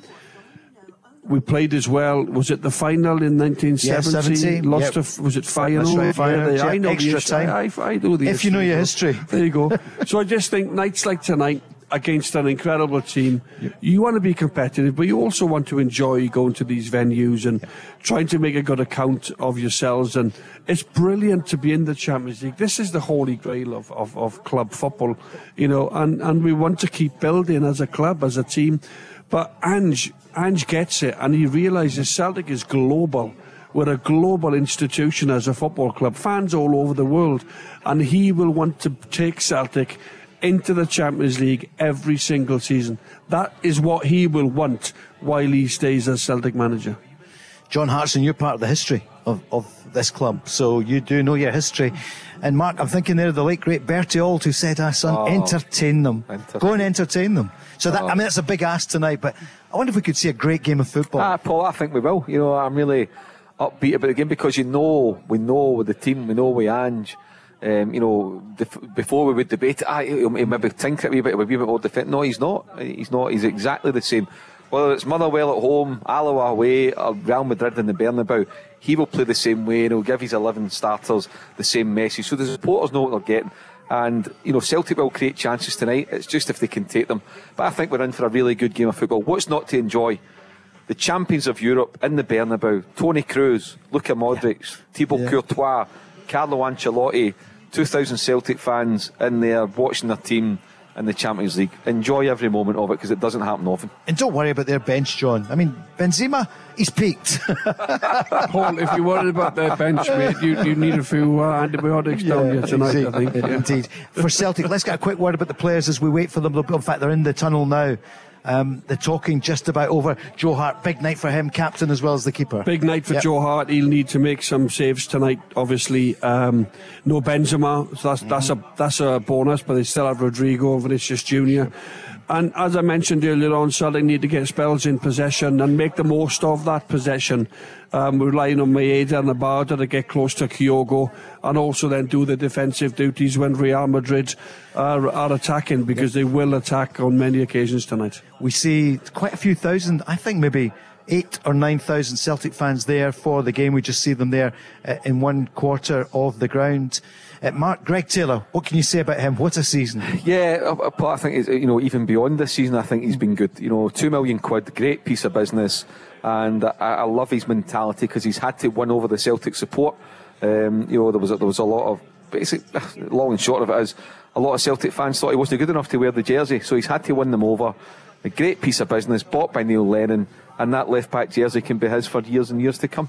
You're checking the strips. It looks as though it will be an away strip. You would imagine it would be, with Real Madrid, Los Blancos playing in the white, so course, Celtic probably will. Juranovic, so much said about him, and there's a little bit of speculation about his future. He's a Celtic player tonight, and my goodness, he could be under the spotlight tonight. Yeah, good player, Juranovic. What I like about him, when he gets a ball, he likes to carry the ball forward.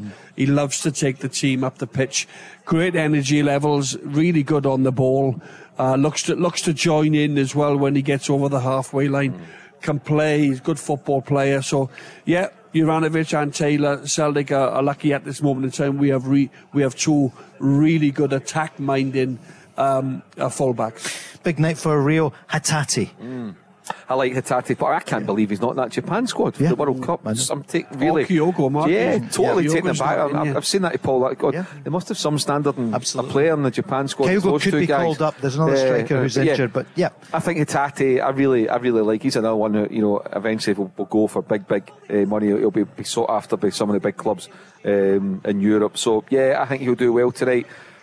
Moy, I have no concerns about him at all, Paul. I think he's actually played really well for Celtic in the past 3 or 4 games. I think Celtic have got the strongest starting 11 available. You could possibly argue maybe Jota or Forrest instead of Maeda, but overall, I get why the manager's gone with that starting 11. Liel Abada, he's had a couple of chances in Europe. John, could this be the night? He writes his name as we see the referee, and it's a female referee tonight. Great to see. Yeah, absolutely, yeah. They're as good as the men, Paul. I've got 4 daughters. Sure. I'm all for women getting involved in sport, and I think it's brilliant. So, Abada, we know what Abada brings. He'll get on the ball. He'll look to take the full back on. He'll come in. He'll cut inside. He will make sure he's in the width of that goal when the ball comes in from the opposite side.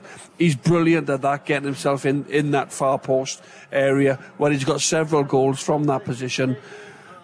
Bundles of energy. Abada, he can go up and down, he can run all day. Just hope tonight that he can get another opportunity and he can take his chance, because he's had a few which they fluff their lines at times, sure. But hopefully tonight, if the boys can get opportunities, they've got to be able to take them to stay in this game. Guys, girls here in the Radisson Red, you like that away strip?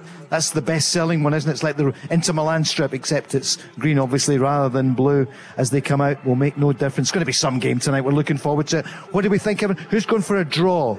Have we got a draw in the house? Yep. Connor's going for a draw. Got a draw. Real Madrid to win. What do we think? 2-2, some are saying. And Celtic to win tonight? Oh, yeah, it's a fair number. I'd say about 2/3 going for Real Madrid to win. As we hear the Champions League theme. Zadok the Priest, we hear it for the last time for a wee while. Yeah, it's been good. It's been good. It's been disappointing that so far neither Celtic or Rangers have managed to win a game in Europe. There's a chance for Celtic tonight. They've got 90 minutes to go and do it. I don't fancy them, Paul, but I think they will make a game of it. But for me, we're in for a cracking 90 minutes. Real Madrid 3, Celtic 2. Final rally cry, John Well, as Hartson. long as Celtic are competitive, as long as they can get spells with the ball and they can create opportunities. We haven't taken the opportunities up to now. We know for Celtic to be in this game, they've got to be taking their chances, and I think they'll get a few tonight. Good luck, Celtic. Thanks, everyone. We're back with the Go Radio Football Show with Macklin Motors tomorrow at 5. And look out and listen out for the podcast later, live from the Radisson Red with Steen. Thank you so much. Good luck, Celtic. Good night. The Go Radio Football Show with MacklinMotors.com, representing some of the biggest motoring manufacturers across Scotland. Let's go!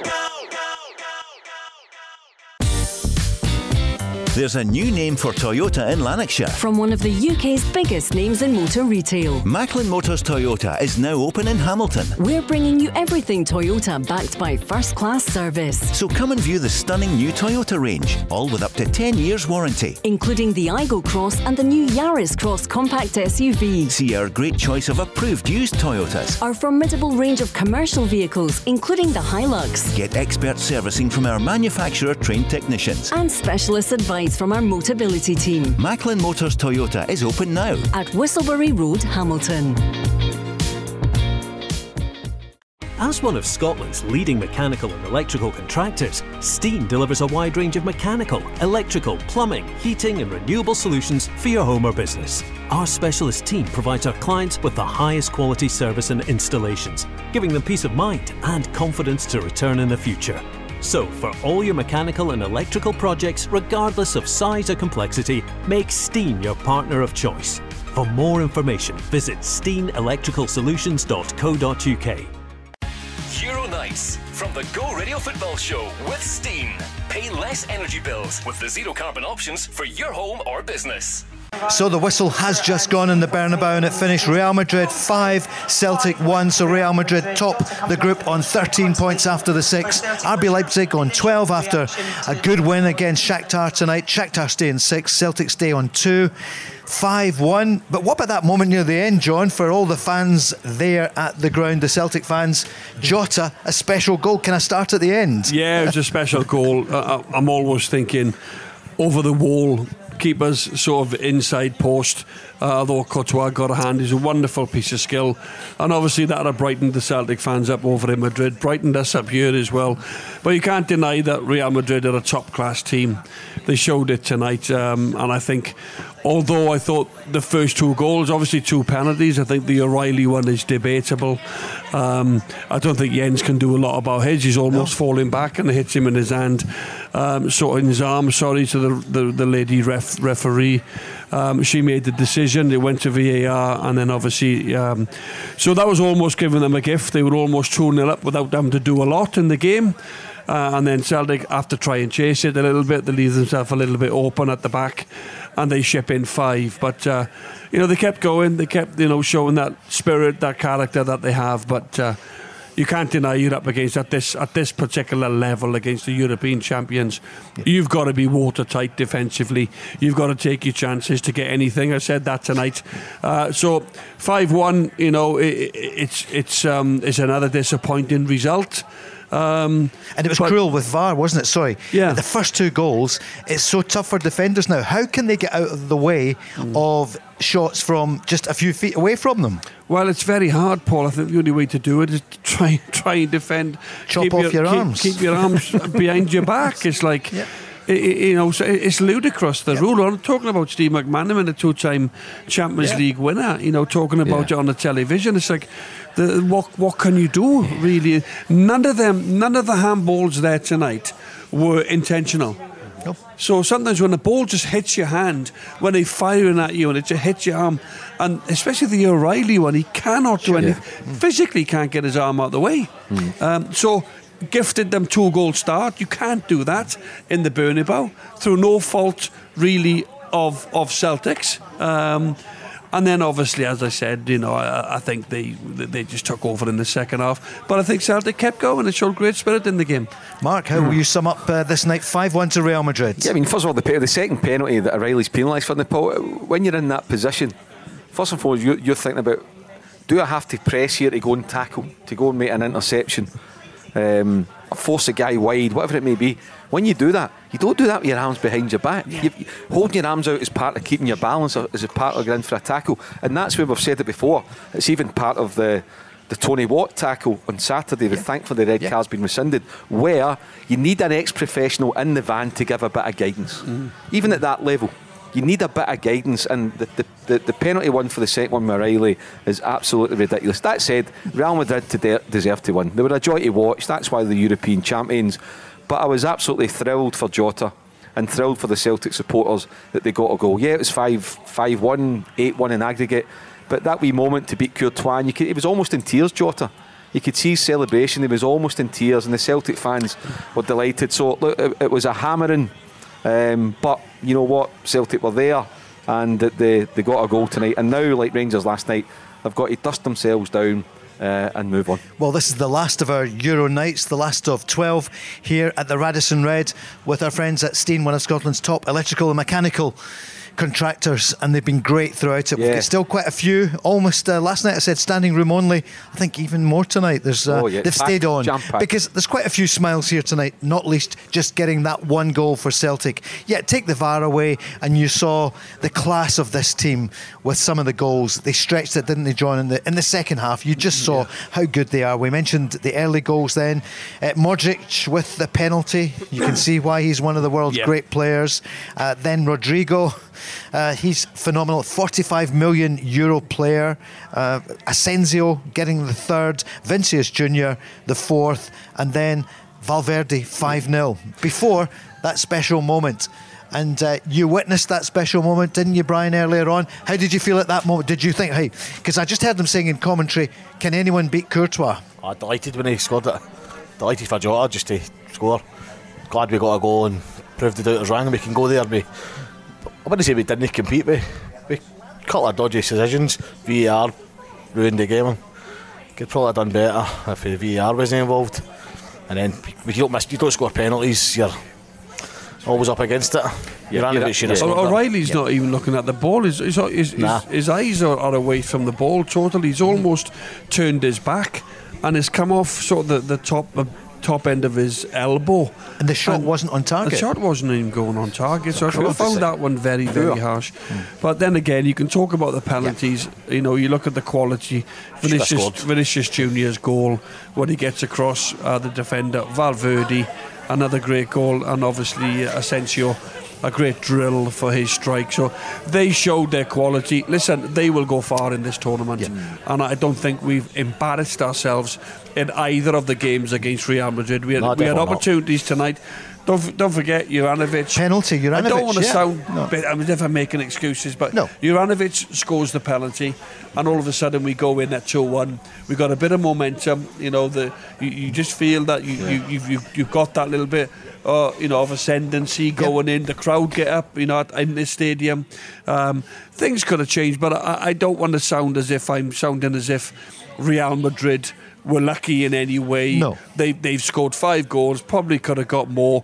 We could have got a goal or two tonight, but there's no denying that this is the highest level, and we have to be perfect in every single way to get results against teams like Real Madrid. 2-0 down at that point, 35 minutes gone, Mark, and Abada bursts through, gets pulled down by Mendy. Clear penalty. It was a clear penalty, good burst from Abada. And Juranovic, 5 out of 5 so far. I mean, you should score a penalty. He went for power, Mark, didn't he?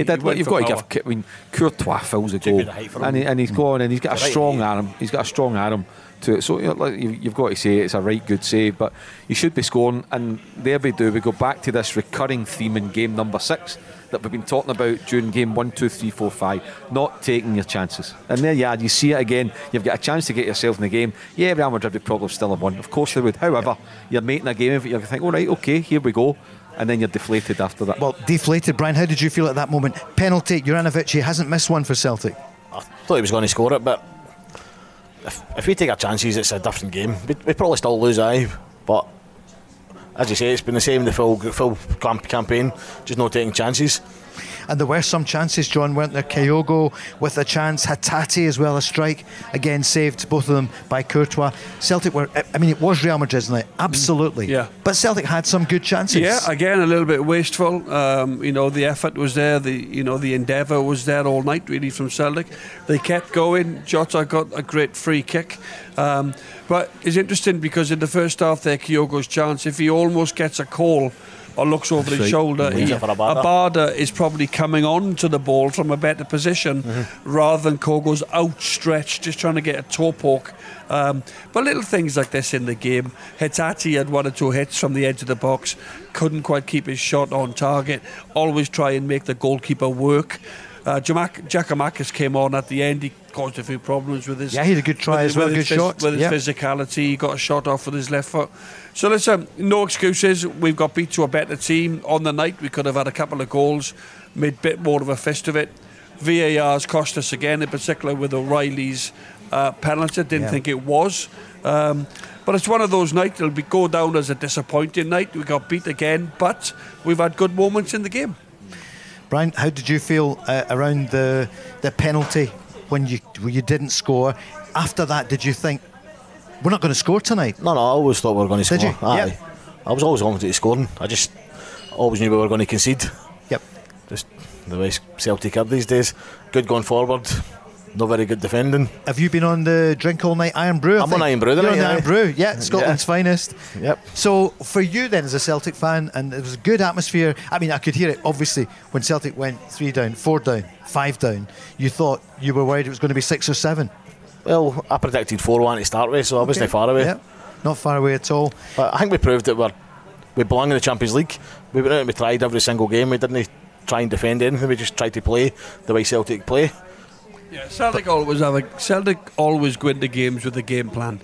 You know, the players know the game plan, and tonight I think all of a sudden you're 25 minutes into it, you're 2-0 down through really no bad defending, no fault of your own, but all of a sudden you're 2-0 down and you've got a mountain to climb. Brian, thanks for joining us. Cheers. We're going to hand it over to Connor from Erskine, who joined us earlier.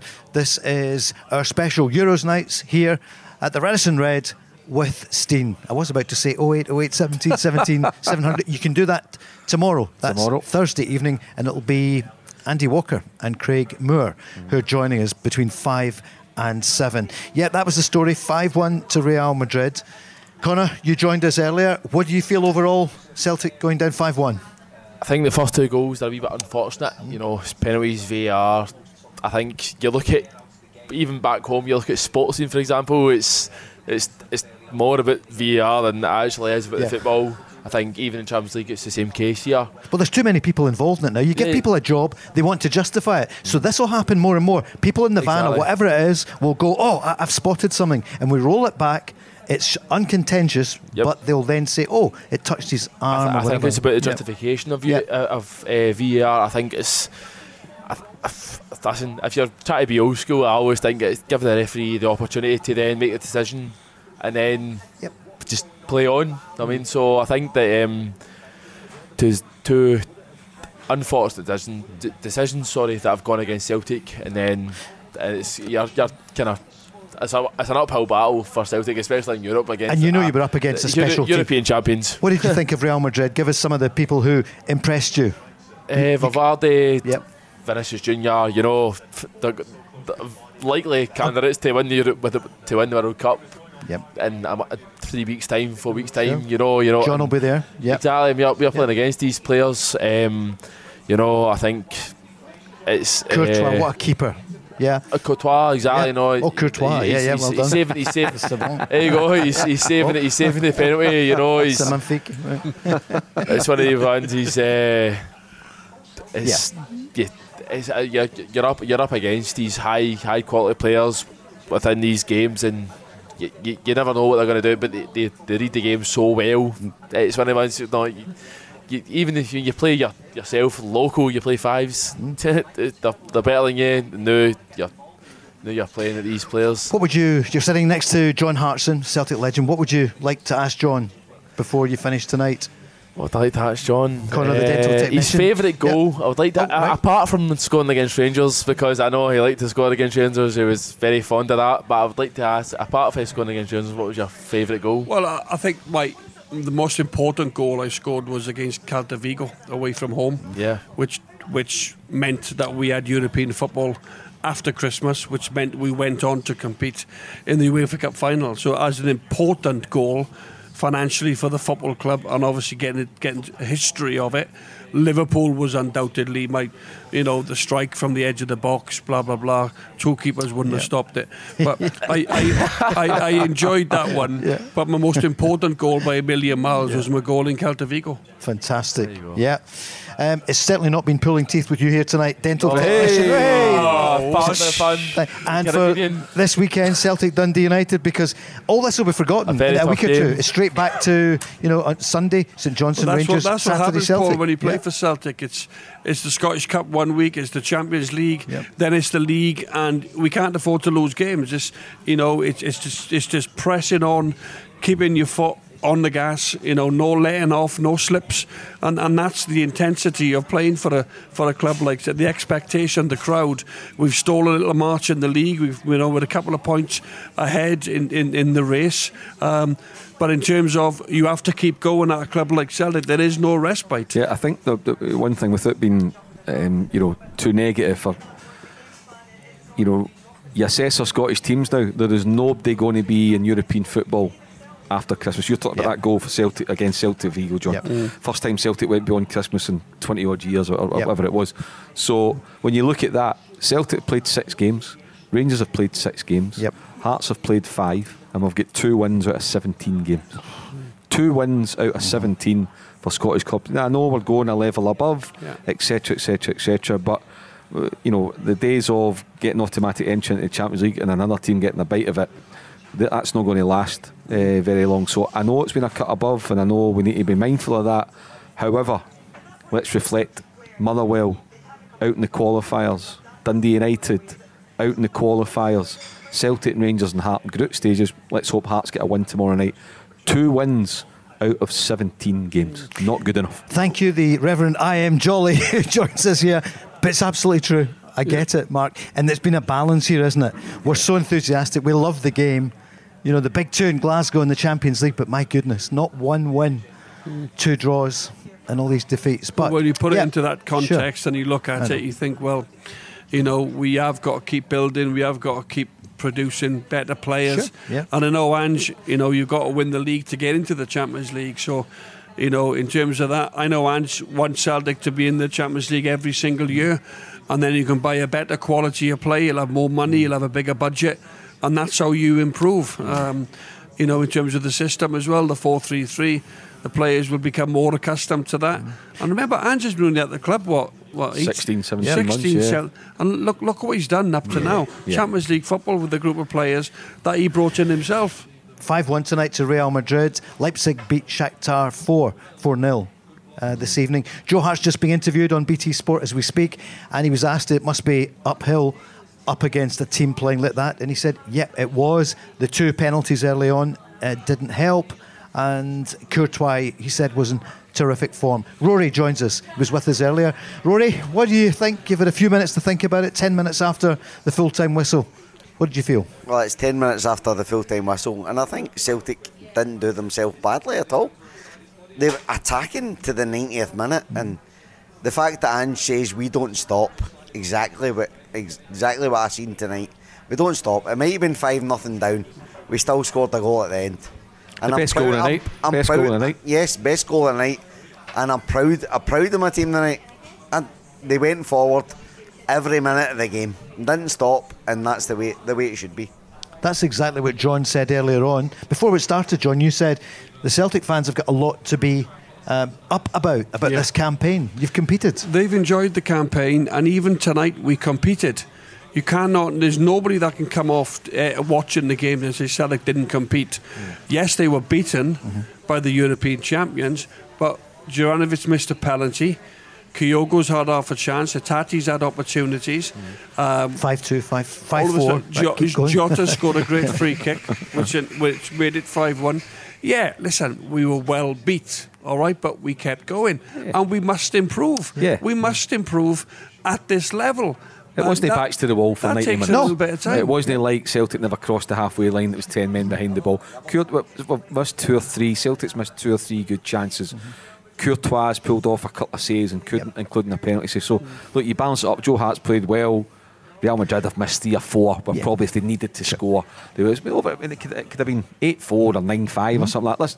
What we do was Celtic contributed to another entertaining game. Yes, they've been hammered, but they contributed in a positive way to an entertaining 90 minutes. And the takeaway moment for every Celtic fan in that stadium will be Jota's free kick. Like I said, to see that moment on his face, he was genuinely, he was nearly in tears. The emotion of his finish against Courtois and scoring for Celtic in the Bernabeu Stadium against the champions of Europe. Fair play to him, good on him. Very well put. I know Rob was doing it brilliantly there in BT Sport, but Mark, you're giving him a run for your money. Especially after that I Am Jolly performance, getting everyone depressed here. But everyone stayed with us here in the Radisson Red. We're with Steen. It's our special Euro nights. This is the last of them, and thanks to everyone here who's looked after us. Rory, what will you feel when you think back on this whole campaign then? Give us a couple of the moments that you'll remember. I'm just going to remember Celtic pushing forward all the time. And the chance that McGregor had against Real Madrid. See that whole first half against Real Madrid? Celtic were the better team. We showed the champions of Europe that we're not scared of them. And that's the thing that Celtic need to take into the next campaign. The champions of Scotland put a marker down that night, John, and that was maybe Celtic's best half of this whole campaign. I said that before the show tonight, or during the show. I said that's arguably our best 45 minutes, where you can say, well, we had 2 or 3 decent opportunities to score. And as I said, scoring goals change games, change the whole mental side of football. Scoring goals, going ahead, going behind, all of a sudden. And then, but as I said, I still think we have to do the dirty work. I still think we have to try and keep the ball out of our net. We do concede an awful lot of goals. A lot of chances, give it a lot of chances. That just can't be ignored. As much as I like Ange on the front foot, and we kept going till the 90th minute, I love all that. I love Ange. I think I just love his philosophy, his drive, what he expects from his players. But at some stage, to win games, you've got to keep the back door shut.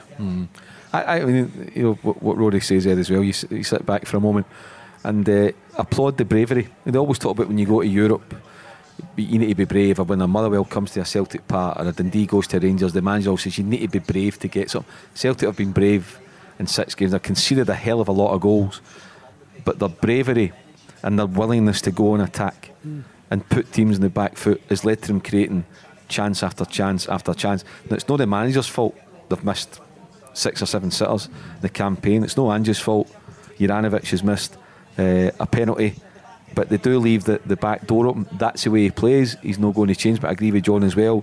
Just that wee bit more aggression, that wee bit more willing. It's just that every now and again, let the ball out the pitch, get your shape back, get your breath back. There's nothing wrong with doing that. Absolutely nothing wrong with doing it, and I think it's just getting the balance. But again, look, over the piece, I loved Jota's face when he scored the goal. I loved the emotion. That's the moment of the old 6 games for you, Mark. Yeah, it was pretty special for him. John, you know, look, people talk about your goal for Anfield, 19 years on, 20 years on. You're talking about Celta Vigo. Jota's just scored a wonder goal in the Bernabeu Stadium against the champions of Europe, against one of the best goalies in the world. And there it is, Mark, just as on cue. There it is. Absolutely terrific. Just look at the way, John. Tell us about that. How did he get that? We don't want him scoring too many of these because we want to keep him. We want to keep Jota, I think you want a few more. No, listen, all joking aside, I'm happy for Jota to... Tell us about that technique, John. He's had to get it up and over, which is a really difficult skill, to get it over the wall and then to get the dip so it comes back down. It's really too far. Courtois showed him his near post, and he's picked it out. And although Courtois got a hand, he's had too much power behind the free kick. He's a great technician, and let's just hope we get many more moments like that, because that was very special for obviously Celtic to get that late goal, and for the player himself. And you're up against players like Luka Modric, who played much of the game. I mean, he didn't go off till deep into the second half. What did you make of that wonderful Croatian international? Luka Modric is the most unbelievable player you'll ever see in your life. Ever since he's been at any club, he's just been outstanding. What age is he now? 36 years old, and he's still at that calibre. 37 now. 37. That's even worse. Or better. Rory, how do you feel about the title race then? What's going to happen? Because that's where the Celtic are winners, hands down. Oh, sorry, that's it. Hands down, Celtic are winners. There's no challenge there, to be honest. I'm sorry, but there isn't. They'll be playing this back, and Rangers will be saying, listen to Rory, who said... They might be saying that, but see if you see Celtic's mentality tonight compared to Rangers' mentality in Europe the last few games, there's no challenge there. Rory, thanks very much for joining us here with Steen at the Radisson Red. Thank you so much for joining us. So we're just waiting to hear from the manager And John, he will be, I mean, you saw him at times shaking his head, for example, at the penalty kick. I can't imagine he would be so pleased at that Jota goal. Yes, he will. He won't be pleased at shipping in 5 goals, but I think he'd be pleased with the attitude of his players. I think the determination and the drive of the Celtic team tonight. Yeah, as I keep saying, it's a mountain to climb when you're at the Bernabeu and you're 2-0 down. He's frustrated. There's 2 penalties gone against him. The team have done nothing wrong. If anything, I thought Celtic started on the front foot, and they were the one who were pressing earlier on. Then Real Madrid broke, and then obviously they got the 2 penalties almost in quick succession. He'll be frustrated about that, but I'm sure he'll be pleased with his players because I thought they showed a great attitude again. They stuck to the system as much as they could. Jota came on, a period where, it was a bit too late to change a game. They were 3 or 4-0 down at the time, or whatever it was. I think he'd be proud of his players. Again, it's a difficult place to go, but the endeavour and the attitude was spot on again from Celtic. It's just that they've been outdone by a great team. Carl Starfelt, just before we go, has been interviewed on the telly, and he said the ruthlessness is missing in both boxes at times. That was the word we got there. But that's it. In one sentence, he summed up the six games. Need to finish, need to take your chances at one end, and need to defend better at the other end. I mean, it is as simple as that. And if it was as simple as that, Celtic wouldn't have had the previous 6 results that they've just had. However, it has been a big learning curve. There's been a lot of good moments for them. They're now out of Europe, like Rangers. And there's now a race. I mean, despite what Rory said, technically Celtic have got the lead, but the title's still in Rangers' hands as well, because there's 9 points to play for between both clubs, and there's 4 of a difference. So at the moment we've got a title race on. There's no doubt about that. Celtic played Dundee United on Saturday. Rangers go to St Johnstone on Sunday. But we have got a title race on. And both teams are now in exactly the same position, Paul. It's 1, possibly 2 games a week every now and again. The race is on, John, to get back in this Champions League next July, August. Well, there's plenty of time left in the league, and I think Celtic are doing well. Rangers are not that far behind. There's 3 more games against Rangers to come, and obviously you've got the cup games as well. So I think it's whoever can put a run together now, whoever can keep the form, keep their best players fit, and then just having that determination to keep winning every week. You have to have that winning mentality at either club, and of course, at this moment in time, Celtic have a small lead, but that could change within the space of a couple of weeks. So the battle's on. I think it's a good challenge, and it's a challenge for the Celtic fans to be excited, because they can see his style of football. Went to Livingston at the weekend and blew Livingston away, basically. 3-0 could have been. That's no longer a bogey ground, is it? It has been over the years. Celtic have only won that, I think, once in the last whatever times they've been 6, there. So they put that to bed at the weekend. Certainly put that record to bed and that theory.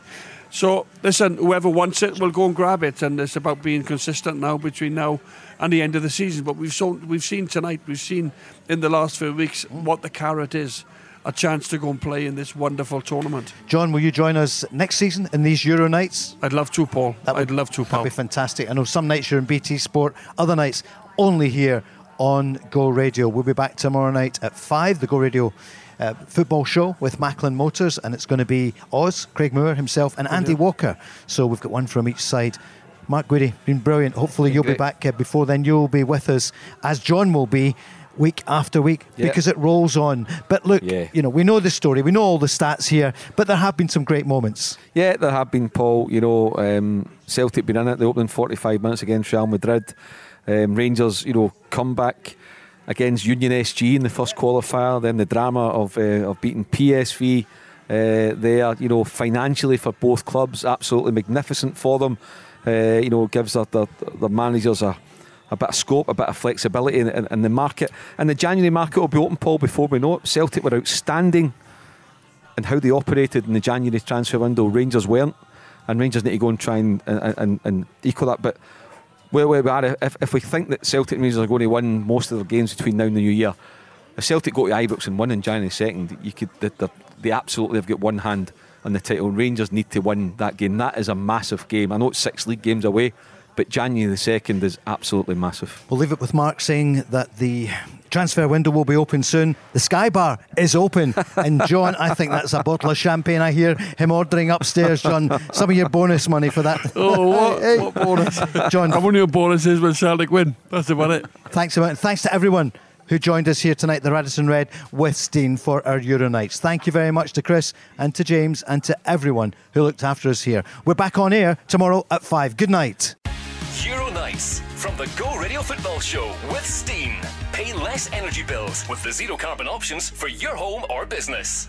As one of Scotland's leading mechanical and electrical contractors, Steen delivers a wide range of mechanical, electrical, plumbing, heating and renewable solutions for your home or business. Our specialist team provides our clients with the highest quality service and installations, giving them peace of mind and confidence to return in the future. So, for all your mechanical and electrical projects, regardless of size or complexity, make Steen your partner of choice. For more information, visit steenelectricalsolutions.co.uk.